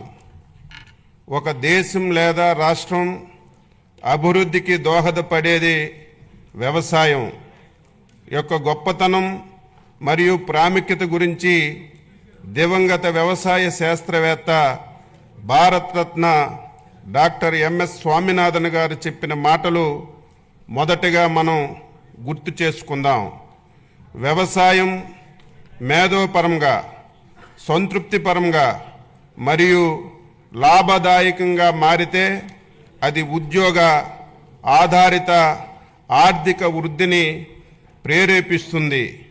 వ్యవసాయం కుంటుపడితే మరే రంగం సరిగ్గా జరిగే అవకాశం ఉండదు. ఆ మహనీయుని మాటల్లో ప్రతి అక్షరం సత్యమని గ్రహించి ఈ ప్రభుత్వం అందుకే ప్రధాన వనరైన వ్యవసాయాన్ని ప్రాథమిక రంగంగా గుర్తించి దానిని పరిపుష్టి చేసి రైతులను స్థితిమంతులుగా చూడాలని ఆకాంక్షిస్తూ స్వర్ణాంధ్ర 2047 లక్ష్యాన్ని సాధించే దిశగా అడుగులు వేస్తున్నాం. వ్యవసాయ శాఖ ఆధునిక టెక్నాలజీని ఉపయోగించి రైతులకు సాగు ఖర్చులు గణనీయంగా తగ్గించవలనని, ప్రకృతి వ్యవసాయం వైపు మళ్లాలని, అధిక ఆదాయ పంటలు సాగుపై దృష్టి సాధించాలని, ఎగుమతికి అనువైన మరియు సన్న వరి రకాల సాగుని ప్రోత్సహించాలని మన ముఖ్యమంత్రి గారు శ్రీ నారా చంద్రబాబు నాయుడు గారు దృఢ సంకల్పంతో ఉన్నారు. వికసిత్ భారత్ 2047కి అనుసంధానంగా మన రాష్ట్ర ప్రగతి పదంలో ముందుకు నడిపించి 2047 నాటికి $2.4 ట్రిలియన్ ఆర్థిక వ్యవస్థగా మార్చాలని, ప్రజల తలసరి ఆదాయం $43,000 సాధించాలని ప్రభుత్వం లక్ష్యంగా పెట్టుకొని 10 మార్గనిర్దేశక సూత్రాలతో స్వర్ణాంధ్ర 2047 ప్రణాళిక రూపొందించింది. స్వర్ణాంధ్ర 2047 మార్గనిర్దేశక 10 సూత్రాల్లో ఫార్మర్ అండ్ అగ్రిటెక్ అనేది వ్యవసాయ రంగానికి సంబంధించినటువంటి సూత్రం. స్వర్ణాంధ్ర 2047 లక్ష్య సాధనంలో భాగంగా వ్యవసాయ రంగంలో 15% వార్షిక వృద్ధిని సాధించడానికి 11 వ్యవసాయ పంటలను గ్రోత్ ఇంజిన్లుగా గుర్తించి వాటి దిగుబడి పెంచడం మరియు ప్రకృతి వ్యవసాయంలో విస్తీర్ణం పెంపుకి కార్యాచరణ రూపొందించాం. 2024-25 సంవత్సరంలో ఏపీ జిఎస్డిపి మొదటి ముందస్తు అంచనాల ప్రకారం వ్యవసాయం జీవీఏలో 57,187 కోట్లు, అంటే వ్యవసాయంలో వృద్ధి రేటు 22.86%గా నమోదైంది. గత ప్రభుత్వం భూసార పరీక్షలను పూర్తిగా విస్మరించింది. మన ప్రభుత్వం 2024-25లో సాయిల్ హెల్త్ అండ్ ఫెర్టిలిటీ పథకం కింద 13.09 కోట్లు నిధుల ఖర్చుతో 4,30,000 భూసార పరీక్షా పత్రాలను రైతులకు అందించింది. అలాగే 2025-26 సంవత్సరంలో 6 లక్షల భూసార పరీక్ష పత్రాలు రైతులకు అందించడానికి లక్ష్యంగా పెట్టుకున్నాం. 2014 నుండి 2019 వరకు అప్పటి మన ప్రభుత్వం రైతులు వారి పొలంలోని భూసారాన్ని సరిచేసుకొని మంచి దిగుబడి సాధించడానికి 3 లక్షల మెట్రిక్ టన్నులు జింకు, జిప్సం, బోరాన్ వంటి సూక్ష్మ పోషకాలను రాయితీలతో రైతులకు అందించాం. 2019 నుంచి 2024 వరకు గత ప్రభుత్వం సూక్ష్మ పోషకాల సరఫరా పూర్తిగా నిలిపివేసింది. తిరిగి మన ప్రభుత్వం 2025-26 సంవత్సరంలో 5.98 లక్షల హెక్టార్ల విస్తీర్ణంలో రైతులకి రాయితీపై సూక్ష్మ పోషకాలు పంపిణీ చేయడానికి నిర్ణయించాం. ప్రస్తుతం భూసారాన్ని తెలుసుకోవడానికి వాడుతున్నటువంటి సాంప్రదాయక వెట్ కెమిస్ట్రీ స్థానంలో డైకెమిస్ట్రీ పద్ధతిని వినియోగంలోకి తీసుకురావడానికి చర్యలు తీసుకుంటున్నాం. 2024-25 సంవత్సరంలో 7.88 లక్షల క్వింటాల విత్తనాలను 268.32 కోట్ల రాయితీతో రైతు సేవా కేంద్రాల్లో పంపిణీ చేశాం. గత ప్రభుత్వం చెల్లించకుండా బకాయిలు పెట్టినటువంటి 120 కోట్లు విత్తన రాయితీని ఈ ప్రభుత్వం చెల్లించింది. ఇంకను 100 కోట్లు చెల్లించబోతున్నాం. 2025-26 సంవత్సరానికి రాయితీ విత్తన పథకానికి 240 కోట్లు బడ్జెట్లో ప్రతిపాదిస్తున్నాం. 2024-25లో 35.87 లక్షల మెట్రిక్ టన్నుల ఎరువులను సహకార సంస్థలు, రైతు సేవా కేంద్రాలు, ప్రైవేటు వర్కర్ల ద్వారా సరఫరా చేశాం. అలాగే 2025-26 సంవత్సరంలో రాష్ట్రానికి అవసరమైనటువంటి 41.38 లక్షల మెట్రిక్ టన్నుల ఎరువులు సరఫరాకు చర్యలు తీసుకుంటున్నాం. 2025-26లో ఎరువుల కొరతను నివారించడానికి ఏపీ మార్క్ఫెడ్ ద్వారా 2 లక్షల మెట్రిక్ టన్నుల ఎరువులు బఫర్ స్టాకుల నిర్వహణకి 40 కోట్లు బడ్జెట్లో ప్రతిపాదిస్తున్నాం. అన్నదాతకు అండగా నిలబడి వ్యవసాయాన్ని లాభసాటిగా మార్చేందుకు తలపెట్టిన బృహత్తర కార్యక్రమమే పొలం పిలుస్తుంది. ఈ కార్యక్రమం ద్వారా ప్రస్తుతం వ్యవసాయ రంగంలో వస్తున్నటువంటి ఆధునిక సాంకేతిక పరిజ్ఞానంతో వ్యవసాయంలో డ్రోన్లు వినియోగం, యాప్ ద్వారా పంటలపై చీడపీడలను గుర్తించి తగు చర్యలు తీసుకోవడం, ప్రకృతి వ్యవసాయ విధానాలపై అవగాహన కల్పించడంతో పాటు వ్యవసాయం అనుబంధ శాఖల క్షేత్ర సమస్యలు తక్షణ పరిష్కారం సూచిస్తున్నాం. ఆంధ్రప్రదేశ్ ప్రజా భాగస్వామ్య ప్రకృతి వ్యవసాయం ద్వారా ఇప్పటికే 10.6 లక్షల కుటుంబాలు 5 లక్షల హెక్టార్లలో ప్రకృతి వ్యవసాయాన్ని పాటిస్తున్నాయి. పీజీఎస్ ఇండియా ఆర్గానిక్ సర్టిఫికేషన్ ద్వారా 4.76 లక్షల హెక్టార్లలో 10.38 లక్షల మంది రైతుల్ని ధృవీకరణ చేస్తున్నాం. కొత్తగా ప్రారంభించినటువంటి national mission in natural farming పథకం పరిధిలోకి 3,000 కొత్త గ్రామ పంచాయతీల్లోని 2,570 క్లస్టర్లను ప్రకృతి వ్యవసాయ పరిధిలోకి తీసుకురానున్నాం. 2025-26లో 7,116 గ్రామ పంచాయతీల్లో PMDS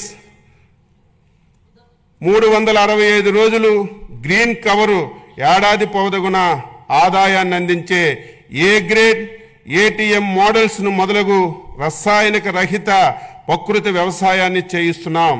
సర్టిఫికేషన్ మరియు ట్రేసబిలిటీ అమలు చేయడానికి చర్యలు తీసుకుంటున్నాం. 2025-26 సంవత్సరంలో 15 లక్షల కుటుంబాలతో 6.5 లక్షల హెక్టార్లలో ప్రకృతి వ్యవసాయం చేయించడానికి 61.78 కోట్లు ప్రతిపాదిస్తున్నాం. ప్రతి రంగంలో స్మార్ట్ వర్క్ ఆవశ్యకం ఉంది. అలాగే వ్యవసాయం రైతు భారం కాకుండా లాభసాటి కావడానికి వ్యవసాయ యాంత్రీకరణ అవసరం. రైతుల కోరిక మేరకు 2024-25 సంవత్సరంలో 50% రాయితీపై 70 కోట్లు 80,000 రాయితీ నిధులతో చిన్న సన్నకారు రైతులకు వ్యవసాయ యంత్రాలు పరికరాలు అందిస్తున్నాం. 2025-26 సంవత్సరంలో కూడా ఈ కార్యక్రమం కొనసాగించడానికి 139.65 కోట్లు ప్రతిపాదిస్తున్నాం. 2024-25లో 70 కోట్ల నిధులతో 80% రాయితీపై 875 కిసాన్ డ్రోన్ వ్యవసాయ యాంత్రీకరణ కేంద్రాలు ఏర్పాటు చేస్తున్నాం. 2025-26లో 1000 డ్రోన్లతో కూడిన వ్యవసాయ యాంత్రీకరణ కేంద్రాలను ఏర్పాటుకు 80 కోట్ల రాయితీతో నిధులు ప్రణాళికలో రూపొందిస్తున్నాం. 2025-26 బడ్జెట్లో వ్యవసాయ యాంత్రీకరణకి 219.65 కోట్లు ప్రతిపాదిస్తున్నాం. రైతులకు సాంకేతికంగా మేలైన యాజమాన్య పద్ధతులను చేపట్టడానికి స్మార్ట్ అగ్రికల్చరల్ మరియు ప్రెసిషన్ అగ్రికల్చర్ విధానాలు తీసుకురావడానికి రాష్ట్ర ప్రభుత్వం తగు చర్యలు తీసుకుంటుంది. ఫార్మర్ రిజిస్ట్రీ ద్వారా రాష్ట్రంలో భూమి కలిగి ఉన్న ప్రతి రైతుకి ప్రత్యేక గుర్తింపు సంఖ్యనిస్తున్నాం. ఈ గుర్తింపు సంఖ్య ఆధారంగా ప్రభుత్వ పథకాలను రైతులకు సులభతరంగా అందించడానికి వీలు కలుగుతుంది. పంట సాగు చేసి ప్రతి వాస్తవ సాగుదారుని వివరాలు ఈ పంటలో నమోదు చేయడం వల్ల అసలైనటువంటి రైతులకు పంటల బీమా, వడ్డీ లేని రుణాలు, మద్దతు ధర, ఇన్పుట్ సబ్సిడీ మొదలగు సంక్షేమ పథకాలు అందిస్తున్నాం. APSS యాప్ ద్వారా రైతులు పొలాల్లో గమనించి పురుగులు, తెగుళ్ళు, ఉధృతి, పోషకాహార లోపాలను అంచనా వేసి తగు నివారణ చర్యలను రైతులకు తెలియచేస్తున్నాం. అర్హులైన కౌలు రైతులను గుర్తించి వారి కౌలు హక్కు కార్డులను జారీ చేసి సులభతరంగా పంట రుణాలు, ప్రభుత్వ సంక్షేమ పథకాల లబ్ధి అందించేందుకు కొత్త కౌలు చట్టం తీసుకురావడానికి చర్యలు తీసుకుంటున్నాం. వడ్డీ లేని రుణాల పథకం కింద రబీ 2023-24లో ఖరీఫ్ 2024 కాలాలు పంట రుణాలపై వడ్డీ రాయితీ కోసం 2025-26లో 250 కోట్లు ప్రతిపాదిస్తున్నాం. సూపర్ 6లో భాగంగా అన్నదాత సుఖీభవ PM కిసాన్ పథకంలో రైతులకు రాష్ట్ర ప్రభుత్వ సాయం 14,000, కేంద్ర ప్రభుత్వ సాయం 6,000తో కలిసి సంవత్సరానికి 20,000 చొప్పున సాగు చేసే భూ యజమానులకు అందించడం జరుగుతుంది. అంతేకాక భూము లేని కౌలు రైతులకు మొత్తం 20,000 ఆర్థిక సహాయం పూర్తిగా రాష్ట్ర ప్రభుత్వ నిధుల నుంచి ఇవ్వడం జరుగుతుంది. అన్నదాత సుఖీభవ PM కిసాన్ పథకం అమలుకు 2025-26 సంవత్సరం బడ్జెట్లో 9,400 కోట్లు ప్రతిపాదిస్తున్నాము. ఖరీఫ్ 2024లో ఈ పంట డేటా ఆధారంగా పంటల బీమా అమలు చేయగా 2024-25 రబీ పంట కాలం నుంచి స్వచ్ఛంద నమోదు విధానాన్ని పునరుద్ధరించి తక్కువ ప్రీమియంతో రైతులు బీమాలో చేరే అవకాశం కల్పించాం. ఖరీఫ్ 2024లో 22 పంటలు, రబీ 24-25లో 15 పంటలు నోటిఫై చేయబడ్డాయి. 2024-25లో రబీ నుంచి మామిడి పంటను వాతావరణ ఆధార పంటగా చేర్చాం. ఈ పథకం అమలు కోసం 2025-26 సంవత్సరంలో 1023 కోట్లు బడ్జెట్లో ప్రతిపాదిస్తున్నాం. 2024 ఆగస్టు సెప్టెంబర్ నెలలో సంభవించినటువంటి భారీ వర్షాలు, వరదల వల్ల జరిగిన వ్యవసాయ పంట నష్టాలను ఈ పంట వెబ్ పోర్టల్ ద్వారా రియల్ టైం డేటా ఆధారంగా అంచనా వేయడం జరిగింది. తద్వారా వాస్తవ సాగుదారులకు మరియు అధిక సంఖ్యలో కౌలు రైతులకు నష్టపరిహారాన్ని అందించాం. అంతేకాకుండా పంట నష్టపోయిన రైతులను ఆదుకోవడానికి హెక్టారుకు పంట నష్టపరిహారాన్ని పెంచడం జరిగింది. ఈ మేరకు పెంచిన సాయంతో 1,85,000 మంది రైతులకు 20 రోజుల్లోనే 284.56 కోట్లు ఇన్పుట్ సబ్సిడీని నేరుగా రైతుల ఖాతాల్లో బదిలీ చేశాం.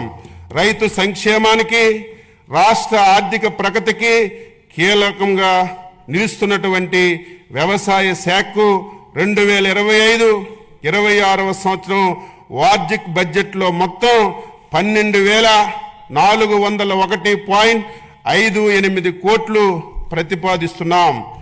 ఉద్యాన శాఖ, ఉద్యాన రంగంలో పెట్టుబడులు పెట్టడం అంటే రాష్ట్ర భవిష్యత్తుకి పెట్టుబడి పెట్టడమే అన్న గౌరవ ముఖ్యమంత్రి గారి ఆలోచనలకు అనుగుణంగా రైతుకు మెరుగైన ఆదాయం పొందడానికి ఉద్యాన పంటల ఉత్పత్తి, ఉత్పాదకత, నాణ్యతను పెంచే లక్ష్యంతో ఉద్యాన శాఖ ప్రాధాన్యత కలిగినదిగా ప్రభుత్వం గుర్తించింది.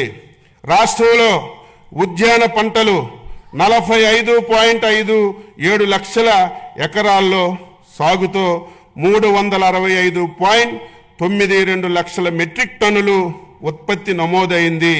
దేశ పంటల ఉత్పత్తిలో రాష్ట్రం 16% వాటంతో ప్రథమ స్థానంలో నిలిచింది. ఆంధ్రప్రదేశ్ జిఎస్డిపిలో 2024-25 మొదటి అంచనాల ప్రకారం వ్యవసాయ రంగంలో జీవీఏ 5,19,485 కోట్లు కాగా అందులో ఉద్యాన శాఖ ద్వారా 1,52,950 కోట్లు మరి అందించింది. అనగా వ్యవసాయ రంగంలో ఉద్యాన రంగం జీవీఏ వాటా 29.44% అని చెప్పి తెలియజేస్తున్నాను. దేశంలో అత్యుత్తమ 15 జిల్లాల్లో 6 జిల్లాలు ప్రకాశం, అనంతపురం, వైఎస్ఆర్, అన్నమయ్య, శ్రీ సత్యసాయి, కర్నూలు ఆంధ్రప్రదేశ్కి చెందినవి కావడం గర్తించదగ్గ విషయం. 2024-25 సంవత్సరంలో 2.12 లక్షల ఎకరాల్లో సూక్ష్మ సేద్యం అమలు చేసి 80,080 మంది రైతులకి లబ్ధి చేకూర్చడం జరిగింది. మన రాష్ట్రంలో ఆయిల్ ఫామ్ విస్తీర్ణత 5.67 లక్షల ఎకరాల్లో ఉత్పత్తి, ఉత్పాదకతతో దేశంలో మొదటి స్థానంలో ఉంది. 2024-25 సంవత్సరంలో 42,620 ఎకరాల్లో ఆయిల్ పామ్ తోటల సాగు చేపట్టగా 16,985 మంది లబ్ధిదారులు ఇందులో చేరారని చెప్పి తెలియజేస్తున్నాను. 2024-25లో సమీకృత ఉద్యాన అభివృద్ధి పథకం కింద పంటల కోత అనంతరం నష్టాలు నివారించడానికి 590 ప్యాక్ హౌసులు, రైపనింగ్ ఛాంబర్స్, కలెక్షన్ సెంటర్లు, కోల్డ్ రూములు మంజూరు చేశాం. 2024లో సంభవించినటువంటి వివిధ విపత్తుల్లో నష్టపోయినటువంటి 27,436 మంది ఉద్యాన రైతులకు 43.70 కోట్ల ఇన్పుట్ సబ్సిడీ అతి తక్కువ సమయంలో విడుదల చేశాం. గత ప్రభుత్వ హయాంలో మే 24 సంభవించినటువంటి వడగండ్ల వాన, అధిక వర్షాలకి నష్టపోయినటువంటి ఉద్యాన పంటలకి 4.31 కోట్లు జనవరి 2025లో విడుదల చేశాం. మైక్రో ఇరిగేషన్ కంపెనీలకి చెల్లించవలసినటువంటి బకాయిలు 1166.99 కోట్లలో ఈ ప్రభుత్వం 452.55 కోట్లు ఈ సంవత్సరం విడుదల చేశాం. పామాయిల్ రైతులకు కంపెనీలకు చెల్లించవలసినటువంటి బకాయిలు 238.9 కోట్లలో 29.42 కోట్లు విడుదల చేశాం. MIDH పథకంలో చెల్లించవలసినటువంటి 93.54 కోట్లలో 33.33 కోట్లు విడుదల చేశాం. స్వర్ణాంధ్ర 2047 కింద అధిక జీవీవే సమకూర్చే 11 ఉద్యానవన పంటలను క్లస్టర్ విధానంలో ప్రోత్సహించుటకు ప్రణాళిక చేశాం. ప్రతి సంవత్సరం వృద్ధి రేటు 15% పైబడి వచ్చేటట్లుగా పంటలను క్లస్టర్లుగా ఎంపిక చేసుకున్నాం. ఈ క్లస్టర్లు జాతీయ ఉద్యాన బోర్డు నుంచి ప్రత్యేకంగా కేటాయింపునకు ప్రాజెక్టులు రూపకల్పన చేస్తున్నాం. అనంతపురం అరటి క్లస్టర్ అభివృద్ధి చేపట్టవలసిన కార్యక్రమాలకు సంబంధించి ఏజెన్సీల్ని ఎంపిక కొరకు ప్రతిపాదనలు కోరడమైంది. ఇదే తరహాలో మిగిలినటువంటి పంటలకు కూడా క్లస్టర్ ప్రతిపాదనలు తయారు చేసి కేంద్ర ప్రభుత్వానికి నివేదించడం జరుగుతుంది. ఇందులో భాగంగా చిత్తూరు, అన్నమయ్య, తిరుపతి జిల్లాల్లో మామిడి క్లస్టర్, శ్రీకాకుళం, SSR, మన్యం జిల్లా జీడి మామిడి క్లస్టర్ గాను, శ్రీకాకుళం, తూర్పుగోదావరి, కోనసీమ జిల్లాల్లో కొబ్బరి క్లస్టర్ గాను, ఏలూరు, తూర్పుగోదావరి జిల్లాలో పామాయిల్, కోకో క్లస్టర్లుగా, గుంటూరు, ప్రకాశం జిల్లాల్లో మిరప క్లస్టర్లుగా అభివృద్ధికి ప్రతిపాదనలు తయారు చేయడమైంది. అందులో ఆంధ్రప్రదేశ్ లోగోతో రిఫ్రిజిరేటెడ్ వ్యాగన్లు కలిగినటువంటి 8 రైళ్లు తాడిపత్రి నుంచి అరటి గెలను ముంబై పోర్టు ద్వారా మిడిల్ ఈస్ట్ దేశాలకి ఎగుమతి చేశాం. కుప్పం సెంటర్ ఆఫ్ ఎక్సలెన్సీ ద్వారా 3,36,500 కూరగాయ మొక్కలను ఉత్పత్తి చేసి రైతులకి అందుబాటులో ఉంచాం. పల్నాడు జిల్లా నకిరికల్లు మండలం గుండ్లపల్లిలో 7.6 కోట్ల కూరగాయలు, సుగంధ ద్రవ్యాలను 2వ సెంటర్ ఆఫ్ ఎక్సలెన్సీ ఏర్పాటు చేశాం. ఉద్యాన శాఖతో రాష్ట్ర ప్రభుత్వం మరియు DCCD సమన్వయంతో కోకో సమావేశాన్ని అక్టోబర్ 16, 2024లో విజయవాడలో నిర్వహించి భారతదేశంలో కోకో పంట అభివృద్ధికి సంబంధించి వ్యవహారాలపై చర్చించాం.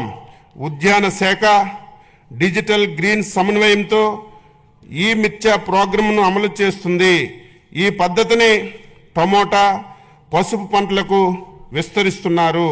ఈ యాప్లో ఫార్మర్ చాట్ చేయడం, పురుగుల మందుల అవశేషాలు విశ్లేషణలు, కాల్గుడితో మార్కెటింగ్ టైం ఆఫ్ కోసం నాణ్యత అంచనాలు పరికరాలు అందించబడ్డాయి. ఆయిల్ ఫామ్ తోటల్లో జియో ట్యాగింగ్, ఫెన్సింగ్ కోసం మొబైల్ యాప్లు, డ్రోన్, శాటిలైట్ టెక్నాలజీని వినియోగించడం జరుగుతుంది. ఈ టెక్నాలజీని ఇతర పంటలకు కూడా ఉపయోగించుకోవడానికి ప్రతిపాదనలు తయారు చేశాం. 2025-26వ సంవత్సరానికి ఉద్యాన శాఖ ప్రతిపాదనలు రాష్ట్రీయ కృషి వికాస్ యోజన పథకం కింద 3.75 లక్షలు ఎకరాలను సూక్ష్మ సేద్యం కిందకు తీసుకురావడానికి 500 కోట్లు ప్రతిపాదిస్తున్నాం. MIDH పథకం కింద సాంప్రదాయ వ్యవసాయ పంటల నుండి 1.5 లక్షల ఎకరాలు వాణిజ్య ఉద్యాన పంటల కిందకు తీసుకురావడానికి పోస్ట్ హార్వెస్టెడ్ ఇన్ఫ్రాస్ట్రక్చర్ కొరకు 179 కోట్లు ప్రతిపాదిస్తున్నాం. National mission of edible oils oil palm పథకం ద్వారా 78,800 ఎకరాల్లో పామాయిల్ తోట సాగుకు 179 కోట్లు ప్రతిపాదిస్తున్నాం. ఆగ్రో ఫారెస్ట్రీ కింద నాణ్యమైన మొక్కలు పెంచడానికి 15.06 కోట్లు ప్రతిపాదించాం. జాతీయ వెదురు మిషన్ పథకం ద్వారా వెదురు అభివృద్ధికి 2.50 కోట్లు ప్రతిపాదిస్తున్నాం.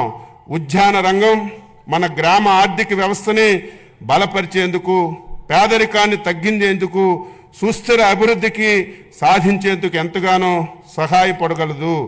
మన భూమిలో పెట్టుబడులు పెట్టడం అంటే మన రాబోయేతర అభివృద్ధికి పెట్టుబడి పెట్టడమే అన్న ముఖ్యమంత్రి గారికి ఆలోచనలకు అనుగుణంగా ఉద్యాన శాఖ బడ్జెట్ని రూపకల్పన చేశాం. 2025-26 సంవత్సరానికి ఉద్యానవన శాఖకి 930.88 కోట్లు బడ్జెట్లో ప్రతిపాదించాం. పట్టు పరిశ్రమ శాఖ దేశంలో సాంప్రదాయ పట్టు పరిశ్రమను చేపట్టే కొన్ని రాష్ట్రాల్లో ఆంధ్రప్రదేశ్ ఒకటి. పట్టు ఉత్పత్తిలో దేశంలో మంది 2వ స్థానం కాగా కేంద్ర ప్రభుత్వంచే ఉత్తమ బైవోల్టన్ ఉత్పత్తి చేయు రాష్ట్రం అవార్డు కూడా పొందింది. చిత్తూరు జిల్లా కుప్పం, శ్రీ సత్యసాయి జిల్లా హిందూపురంలో మరియు కాకినాడ జిల్లా సేబ్రోల్లో లీఫ్ టు క్లాత్ ప్రాజెక్టులు ప్రారంభించడానికి ప్రతిపాదనలు రూపొందించాం. 2025-26 సంవత్సరానికి పట్టు పరిశ్రమ అభివృద్ధి కోసం 96.22 కోట్లు బడ్జెట్లో ప్రతిపాదిస్తున్నాం.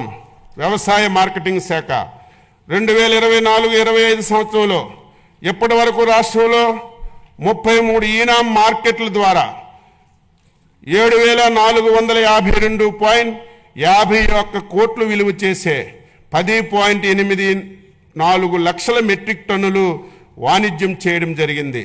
రాష్ట్రంలో మొత్తం 124 రైతు బజార్లు ఉన్నాయి. మరో 21 రైతు బజార్లు పనులు వివిధ దశల్లో పురోగతిలో ఉన్నాయి.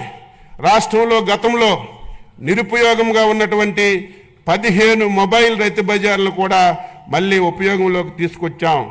రైతు బజార్ల ఆధునీకరణకు, కొత్త మోడల్ ఇంటిగ్రేటెడ్ రైతు బజార్ల కోసం మరియు మార్కెటింగ్ శాఖలో అన్ని కార్యక్రమాలను పారదర్శకతను పెంపొందడానికి ఎండ్-టు-ఎండ్ డిజిటలైజేషన్ కోసం ప్రభుత్వం ప్రతిపాదనలు సమర్పించడమైంది.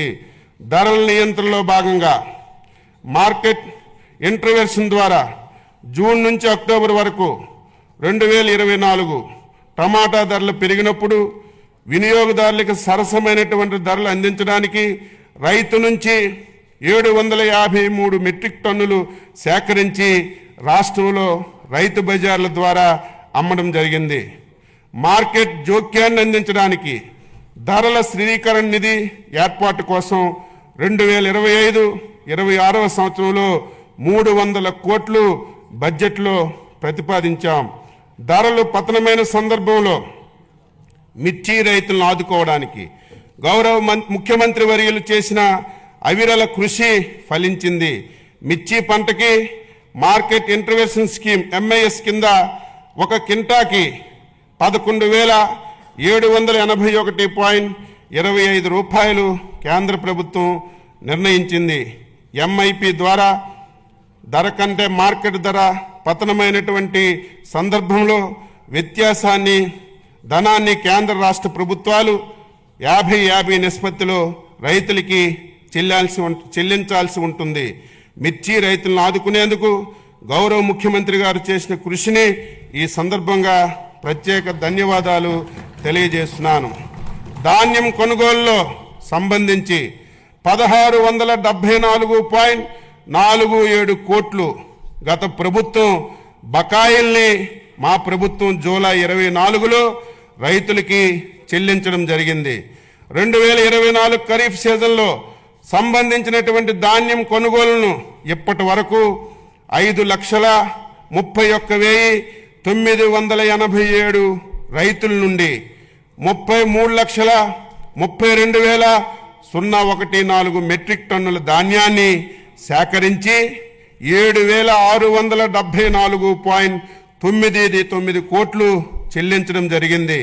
పై మొత్తంలో కేవలం 24 గంటల్లోపే 6,726 కోట్లను 24 నుంచి 48 గంటల్లోపు 948 కోట్లను చెల్లించామని గర్వంగా చెప్పదలుచుకున్నాను. 2025-26 సంవత్సరానికి మార్కెటింగ్ శాఖకు 315.32 కోట్లు బడ్జెట్ని ప్రతిపాదిస్తున్నాను. సహకార శాఖ దేశంలో సహకార ఉద్యమాన్ని బలోపేతం చేసేందుకు కేంద్ర ప్రభుత్వంతో పాటు రాష్ట్ర ప్రభుత్వం కూడా సహకార సే సమృద్ధి కార్యక్రమాలు చేపట్టింది. 46.22 కోట్లతో 2037 ప్రాథమిక వ్యవసాయ సహకార సంఘాలను బలోపేతం చేయడానికి కేంద్ర ప్రాయోజిత పథకం కింద పిఎస్సిఎస్లను డిజిటలైజ్ చేస్తున్నాం. ఏప్రిల్ 1 నుంచి 2025 ఏప్రిల్ 1 నుంచి రాష్ట్రంలో అన్ని పిఎస్సిఎస్లు ఈపిఎస్సిఎస్లుగా మార్పు చేసి వాటి లావాదేవీలను ఆన్లైన్లో జరుపుతామని సంతోషంగా తెలియజేస్తున్నాను. వ్యవసాయ మౌలిక సదుపాయాల నిధి కింద నాబార్డ్ రీఫైనాన్స్ సహాయంతో పిఎస్సిఎస్లను రైతు సేవా కేంద్రాల స్థాయిలో బహుళ ప్రయోజన సౌకర్య కేంద్రాలుగా మారుస్తున్నాం. సమీకృత సహకార అభివృద్ధి ప్రాజెక్టు కింద 15 గోడంలు కార్యాలయ భవనాలను నిర్మించి పిఎస్సిఎస్లను భవనాలుగా ఉపయోగిస్తున్నాం. కేంద్ర ప్రాయోజిత పథకం కింద రాష్ట్రంలో సహకార సంఘాలు రిజిస్ట్రార్ కార్యాలయాలు కంప్యూటరీకరణ చేయబడుతున్నాయి. ఐక్యరాజ్య సమితి 2025ని అంతర్జాతీయ సహకార సంవత్సరంగా ప్రకటించింది. 2025-26 సంవత్సరానికి సహకార శాఖకి 239.85 కోట్లు బడ్జెట్లో ప్రతిపాదిస్తున్నాను.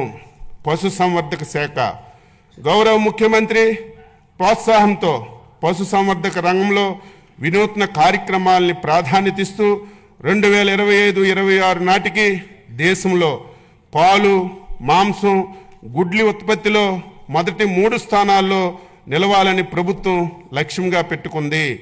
దేశవ్యాప్త కృత్రిమ గర్భధారణ కార్యక్రమం కింద 34.89 లక్షలు కృత్రిమ గర్భధారణ ప్రక్రియను పూర్తి చేశాం.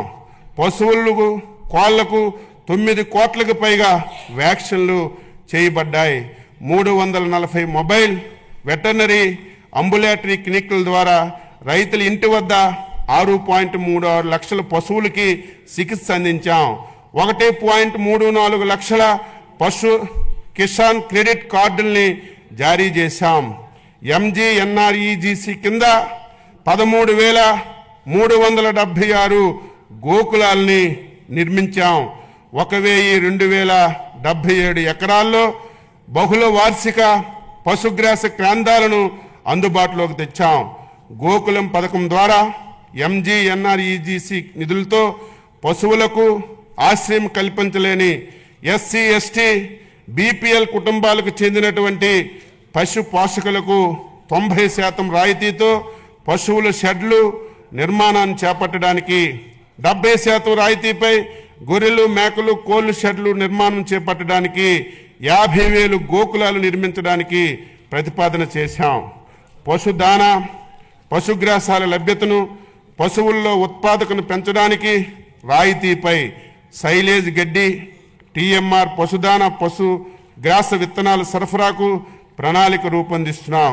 2024-25లో పశువులు కోల్పోయిన రైతులకి పరిహారం కింద 119 కోట్లు పాత బకాయిలు చెల్లించామని చెప్పడానికి సంతోషిస్తున్నాం. 2025-26 పశువులు జీవాలు మరణిస్తే ఎస్సీ, ఎస్టీ, బీపీఎల్ కుటుంబాలకు పశు బీమా పథకం కింద చెల్లించవలసినటువంటి ప్రీమియంలో 80% రాయితీ, అదే ఏపీఎల్ అయితే 50% రాయితీ ఇవ్వడానికి నిర్ణయించాం. రాష్ట్రంలో పశు పోషణ, పశు ఆరోగ్యానికి అత్యంత ప్రాధాన్యత ఇస్తూ అన్ని పశు వైద్య సేవలకు మందులు, వ్యాధుల నియంత్రణకు, టీకాలు, సులి పురుగులు నివారణకు మందులు సరఫరా చేస్తున్నాం. 2025-26 సంవత్సరానికి పశు సంవర్ధక శాఖకు 1112.07 కోట్లు బడ్జెట్లో ప్రతిపాదించాం. పాడి పరిశ్రమాభివృద్ధి రాష్ట్రంలో 55,607 అంగన్వాడీ కేంద్రాల్లో 85 లక్షల లీటర్లు యూహెచ్టీ పాల సరఫరా చేస్తున్నాం. రాష్ట్రంలో పాల శీతల సౌకర్యాల కోసం ఏపీడీడీసీఎఫ్ఎల్ 202.62 కోట్లతో ఎన్పీడీడీ ప్రాజెక్ట్ని అమలు చేస్తున్నాం. మత్స్యశాఖ. అధ్యక్ష, స్వర్ణాంధ్ర 2047లో నిర్దేశించినటువంటి లక్ష్యాలను సాధించడానికి మత్స్య ఆక్వా రంగాన్ని ఒక గ్రోత్ ఇంజిన్గా గుర్తించబడింది. చేపలు, రొయ్యల ఉత్పత్తి దేశంలో ఆంధ్రప్రదేశ్ 28% వాటాతో అగ్రగామిగా ఉంది. ఈ రంగం రాష్ట్ర జీవీఏకి 7.6%, వ్యవసాయ జీవీఏకి 22.23% అందిస్తుంది. దేశ సముద్ర మత్స్య ఉత్పత్తుల ఎగుమతి విలువలో 19,420 కోట్లతో రాష్ట్రానిదే అగ్రస్థానం. మత్స్యకారులు జీవనోపాధి పెంచడానికి GOMS నంబర్ 2017ను రద్దు చేసింది. చేపల ఉత్పత్తిని పెంచడానికి, మత్స్యకారుల ఆదాయాన్ని పెంపొందించడానికి 552 లక్షలు చేప పిల్లలను ప్రభుత్వం నీటి వనరుల్లో విడుదల చేశాము. మత్స్యకారుల నిఘా, భద్రత, 2-వే కమ్యూనికేషన్ ఏర్పాటు చేయడానికి 1245 కమ్యూనికేషన్స్ ట్రాకింగ్ పరికరాలు, ట్రాన్స్పౌండర్లను పడవల్లో అమర్చబడ్డాయి. పులికాటు సరస్సులోని 20,000 మత్స్యకారు కుటుంబాలకు ప్రయోజనం కోసం తిరుపతి జిల్లా వాకాడ మండలం రాయదరువు గ్రామం వద్ద సముద్ర ముఖద్వారం తెరుచుకోవడం కోసం 97.09 కోట్లతో పనులు చేపడుతున్నాం. అర్హులైన సముద్ర మత్స్యకారులందరికీ ప్రతి కుటుంబానికి 10,000 నుండి 20,000 వరకు సముద్ర చేపల వేట నిషేధ కాల భృతిని పెంచడానికి ప్రభుత్వం కట్టుబడి ఉంది. ఇందుకు గాను 1,22,968 మంది మత్స్యకారు కుటుంబానికి 20,000 చొప్పున 245.936 కోట్లను ఈ ఏడాది వేట నిషేధ కాలానికి ముందే విడుదల చేస్తున్నాము. PMMSY కింద 16 తీర ప్రాంత మత్స్యకారుల గ్రామాలకు వాతావరణ మార్పును తట్టుకొని సుస్థిర అభివృద్ధి గ్రామాలను తీర్చిదిద్దడానికి 30 కోట్లతో ప్రతిపాదనలు చేయడమైంది. డీజిల్ ఆయిల్పై సబ్సిడీ 2024-25లో 50 కోట్లు ఖర్చు చేయటం ద్వారా 23,058 యాంత్రిక మరబోట్లకు ప్రయోజనం చేకూర్చబడింది. అంతేకాక గత ప్రభుత్వం పెట్టినటువంటి 9.90 కోట్ల బకాయిలను ఈ ప్రభుత్వం చెల్లించింది. ఈ పథకమునకు 2025-26వ సంవత్సరంలో 50 కోట్లు ప్రతిపాదించడమైనది. గత ప్రభుత్వ హయాంలో 63 మంది మత్స్యకారులు చేపల వేటలో ప్రమాదవశాత్తు మరణించగా వారి కుటుంబాలకు బకాయా పడినటువంటి 3.15 కోట్లు ఎక్స్గ్రేషియా ఈ ప్రభుత్వం చెల్లించడమైంది. 2025-26వ సంవత్సరానికి గాను 8 కోట్లు ప్రతిపాదిస్తున్నాము. ప్రభుత్వం చేసినటువంటి వాగ్దానం ప్రకారం ఆక్వాకల్చర్ రైతులకు వారి ఉత్పత్తి వ్యయాన్ని తగ్గించడానికి ₹50 యూనిట్ చొప్పున విద్యుత్ సరఫరా చేయబడుతుంది. ఆక్వా, నాన్ ఆక్వా జోనుల్లో అర్హత కలిగినటువంటి 68,134 ఆక్వా సర్వీస్ కనెక్షన్లకు ఈ సదుపాయం వర్తించుటకు చర్యలు చేపడుతున్నాము. 2026 సంవత్సరం నుండి అమెరికా మరియు ఐరోపా దేశాలకు నిరంతరాయంగా ఆక్వా ఎగుమతులను కొనసాగించుటకు ట్రేసబిలిటీ మరియు సర్టిఫికేషన్ తప్పనిసరి అయినందున రాష్ట్రంలో ఆక్వా సాగు చేయు రైతులందరికీ రిజిస్ట్రేషన్ చేయించుకోవడానికి ప్రభుత్వ పరంగా అవసరమైనటువంటి చర్యలన్నీ చేపడుతున్నాం. PMMSY కింద గత ప్రభుత్వ కాలంలో బాపట్ల జిల్లాలో నిజాంపేట మండలంలో పరసవాని పాలెంలో 88.08 కోట్లతో మంజూరైనటువంటి ఇంటిగ్రేటివ్ ఆక్వా పార్కు ఏర్పాటు కావలసినటువంటి భూమిని కూడా కేటాయించడంలో జాప్యం కారణంగా నిలిచిపోయింది. మా ప్రభుత్వం చొరవతో ఈ ప్రాజెక్టుకు ఏర్పాటుకు అవసరమైనటువంటి అన్ని చర్యలు తీసుకుంటున్నాం. Global environment facility FAO project కింద 113 కోట్ల నిధులు మంజూరైనాయి. ఈ ప్రాజెక్టును రాష్ట్రంలో ఆక్వా సాగు అధికంగా ఉన్నటువంటి 7 జిల్లాల్లో శ్రీకాకుళం, కాకినాడ, కోనసీమ, ఏలూరు, బాపట్ల, నెల్లూరు జిల్లాల్లో అమలు చేయబడుతుంది. గత ప్రభుత్వం మత్స్యకారులకి ఫిషరీస్ డెవలప్మెంట్ పథకం కింద ఎటువంటి లబ్ధి చేకూర్చే పరికరాలు సరఫరా చేయలేదు. ఈ ప్రభుత్వం వీటిని ఫిషరీస్ డెవలప్మెంట్ పథకం ద్వారా సరఫరా చేయుటకు చర్యలు తీసుకోబడుతున్నాయి. పిఎంఎంఎస్వై పథకం కింద 2025-26 సంవత్సరానికి 417 కోట్లు ప్రతిపాదించాము. 2025-26 సంవత్సరానికి మత్స్యరంగ అభివృద్ధికి 540.089 కోట్లు ప్రతిపాదించడమైంది. ఆచార్య ఎన్జీ రంగా విశ్వవిద్యాలయం పర్యావరణ వ్యవస్థలను పరిరక్షిస్తూ ఆహారం, పోషక భద్రత కోసం, వాతావరణం, స్మార్ట్ వ్యవసాయ పద్ధతుల్లో రైతుల శ్రేయస్సు కోసం వ్యవసాయ విశ్వవిద్యాలయం కృషి చేస్తుంది. బిఎస్సి ఆనర్స్ అగ్రికల్చర్ కోర్సుల్లో 2024-25 సంవత్సరం నుండి కృత్రిమ మేధస్సు, రోబోటిక్స్, మెషిన్ లెర్నింగ్ మొదలైన కొత్త కోర్సుల్ని ప్రవేశపెడుతున్నాం. కుప్పం, బాపట్ల, పల్నాడు, విజయనగరంలో 4 కొత్త కృషి విజ్ఞాన కేంద్రాలని ఏర్పాటు చేస్తున్నాం.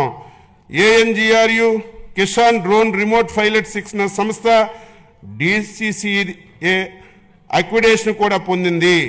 ఈ శిక్షణ సంస్థ నుంచి ఇప్పటికే 702 మంది రైతులు డ్రోన్ పైలట్ల శిక్షణ పొందారు. 2025-26 సంవత్సరానికి ఈ విశ్వవిద్యాలయానికి 507.01 కోట్లు బడ్జెట్ను ప్రతిపాదిస్తున్నాం. డాక్టర్ వైఎస్ఆర్ ఉద్యాన విశ్వవిద్యాలయం ఈ విశ్వవిద్యాలయంలో విద్యా పరిశోధన సేవల్లో పాటు కెరీర్ డెవలప్మెంట్ సెంటర్ ద్వారా విద్యార్థులకు వ్యాపార దృక్పథం, నైపుణ్యాన్ని పెంచే కార్యక్రమాలు నిర్వహించాం. 2024-25 సంవత్సరంలో పండ్లు, కూరగాయల్లో 15 నూతన వంగడాల్ని ప్రకటించబడ్డాయి. 2025-26 సంవత్సరానికి ఈ విశ్వవిద్యాలయానికి 98.21 కోట్లు బడ్జెట్లో ప్రతిపాదిస్తున్నాం. శ్రీ వెంకటేశ్వర పశు వైద్య విశ్వవిద్యాలయం ఈ విశ్వవిద్యాలయం 39 సంవత్సరాల్లో డిజిటల్ విద్య బోధనతో శిక్షణ, పరిశోధన, విస్తరణ సేవలు అందిస్తుంది. యూజీసీ నాక్ B+ గుర్తింపు పొందిన ఏకైక వెటర్నరీ విశ్వవిద్యాలయం మన వెంకటేశ్వర విశ్వవిద్యాలయంగా చెప్పడానికి సంతోషిస్తున్నాను. 2025-26 సంవత్సరంలో ఈ విశ్వవిద్యాలయానికి 154.57 కోట్లను ప్రతిపాదిస్తున్నాము. ఆంధ్రప్రదేశ్ మత్స్య విశ్వవిద్యాలయం కొత్తగా ఏర్పాటైన ఏపీ ఫిషరీస్ యూనివర్సిటీలో మౌలిక వసతులు, ఫ్యాకల్టీ బలోపేతం చేసేందుకు 2025-26 ఆర్థిక సంవత్సరానికి 38 కోట్లు బడ్జెట్లో ప్రతిపాదిస్తున్నాం. ఉచిత వ్యవసాయ విద్యుత్ పథకం రైతులకు 9 గంటలు ఉచిత విద్యుత్ సరఫరాకు మన ప్రభుత్వం కట్టుబడి ఉంది. అదేవిధంగా ఆక్వా రైతులకు గతంలో విద్యుత్ యూనిట్ ధర 3.85 పైసలు ఉండగా మన ప్రభుత్వం రాయితీపై 1.50 యూనిట్ ధరతో విద్యుత్ సరఫరా చేస్తుంది. 2025-26 సంవత్సరానికి ఈ 2 పథకాల అమలు కోసం 12,773.25 కోట్లు ప్రతిపాదిస్తున్నాము. వ్యవసాయానికి ఉపాధి హామీ అనుసంధానం 2024-25 సంవత్సరంలో వ్యవసాయం, అనుబంధ వ్యవసాయేతర పనులు మొత్తం 764 లక్షల మందికి పని దినాలు కల్పించబడ్డాయి. 2025-26 బడ్జెట్లో ఉపాధి హామీ పథకం కింద వ్యవసాయం అనుబంధ కార్యక్రమాల కోసం 6,026.87 కోట్లు ప్రతిపాదించాం.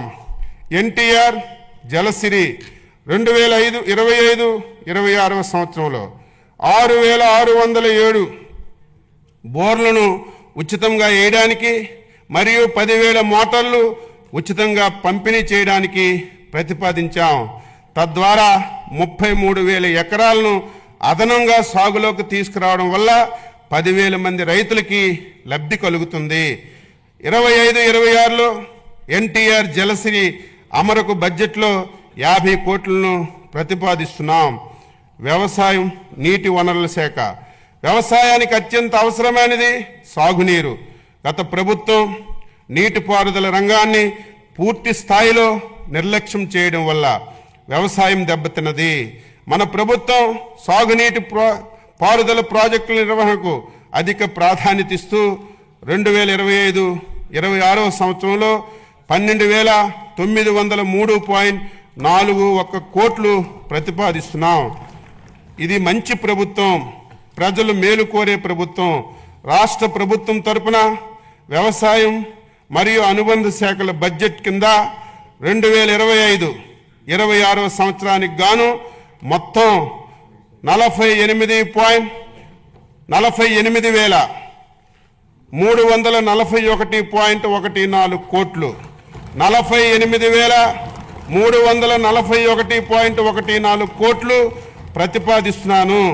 2025-26 బడ్జెట్ను సభ ఆమోదం గురించి ప్రవేశపెడుతున్నాను.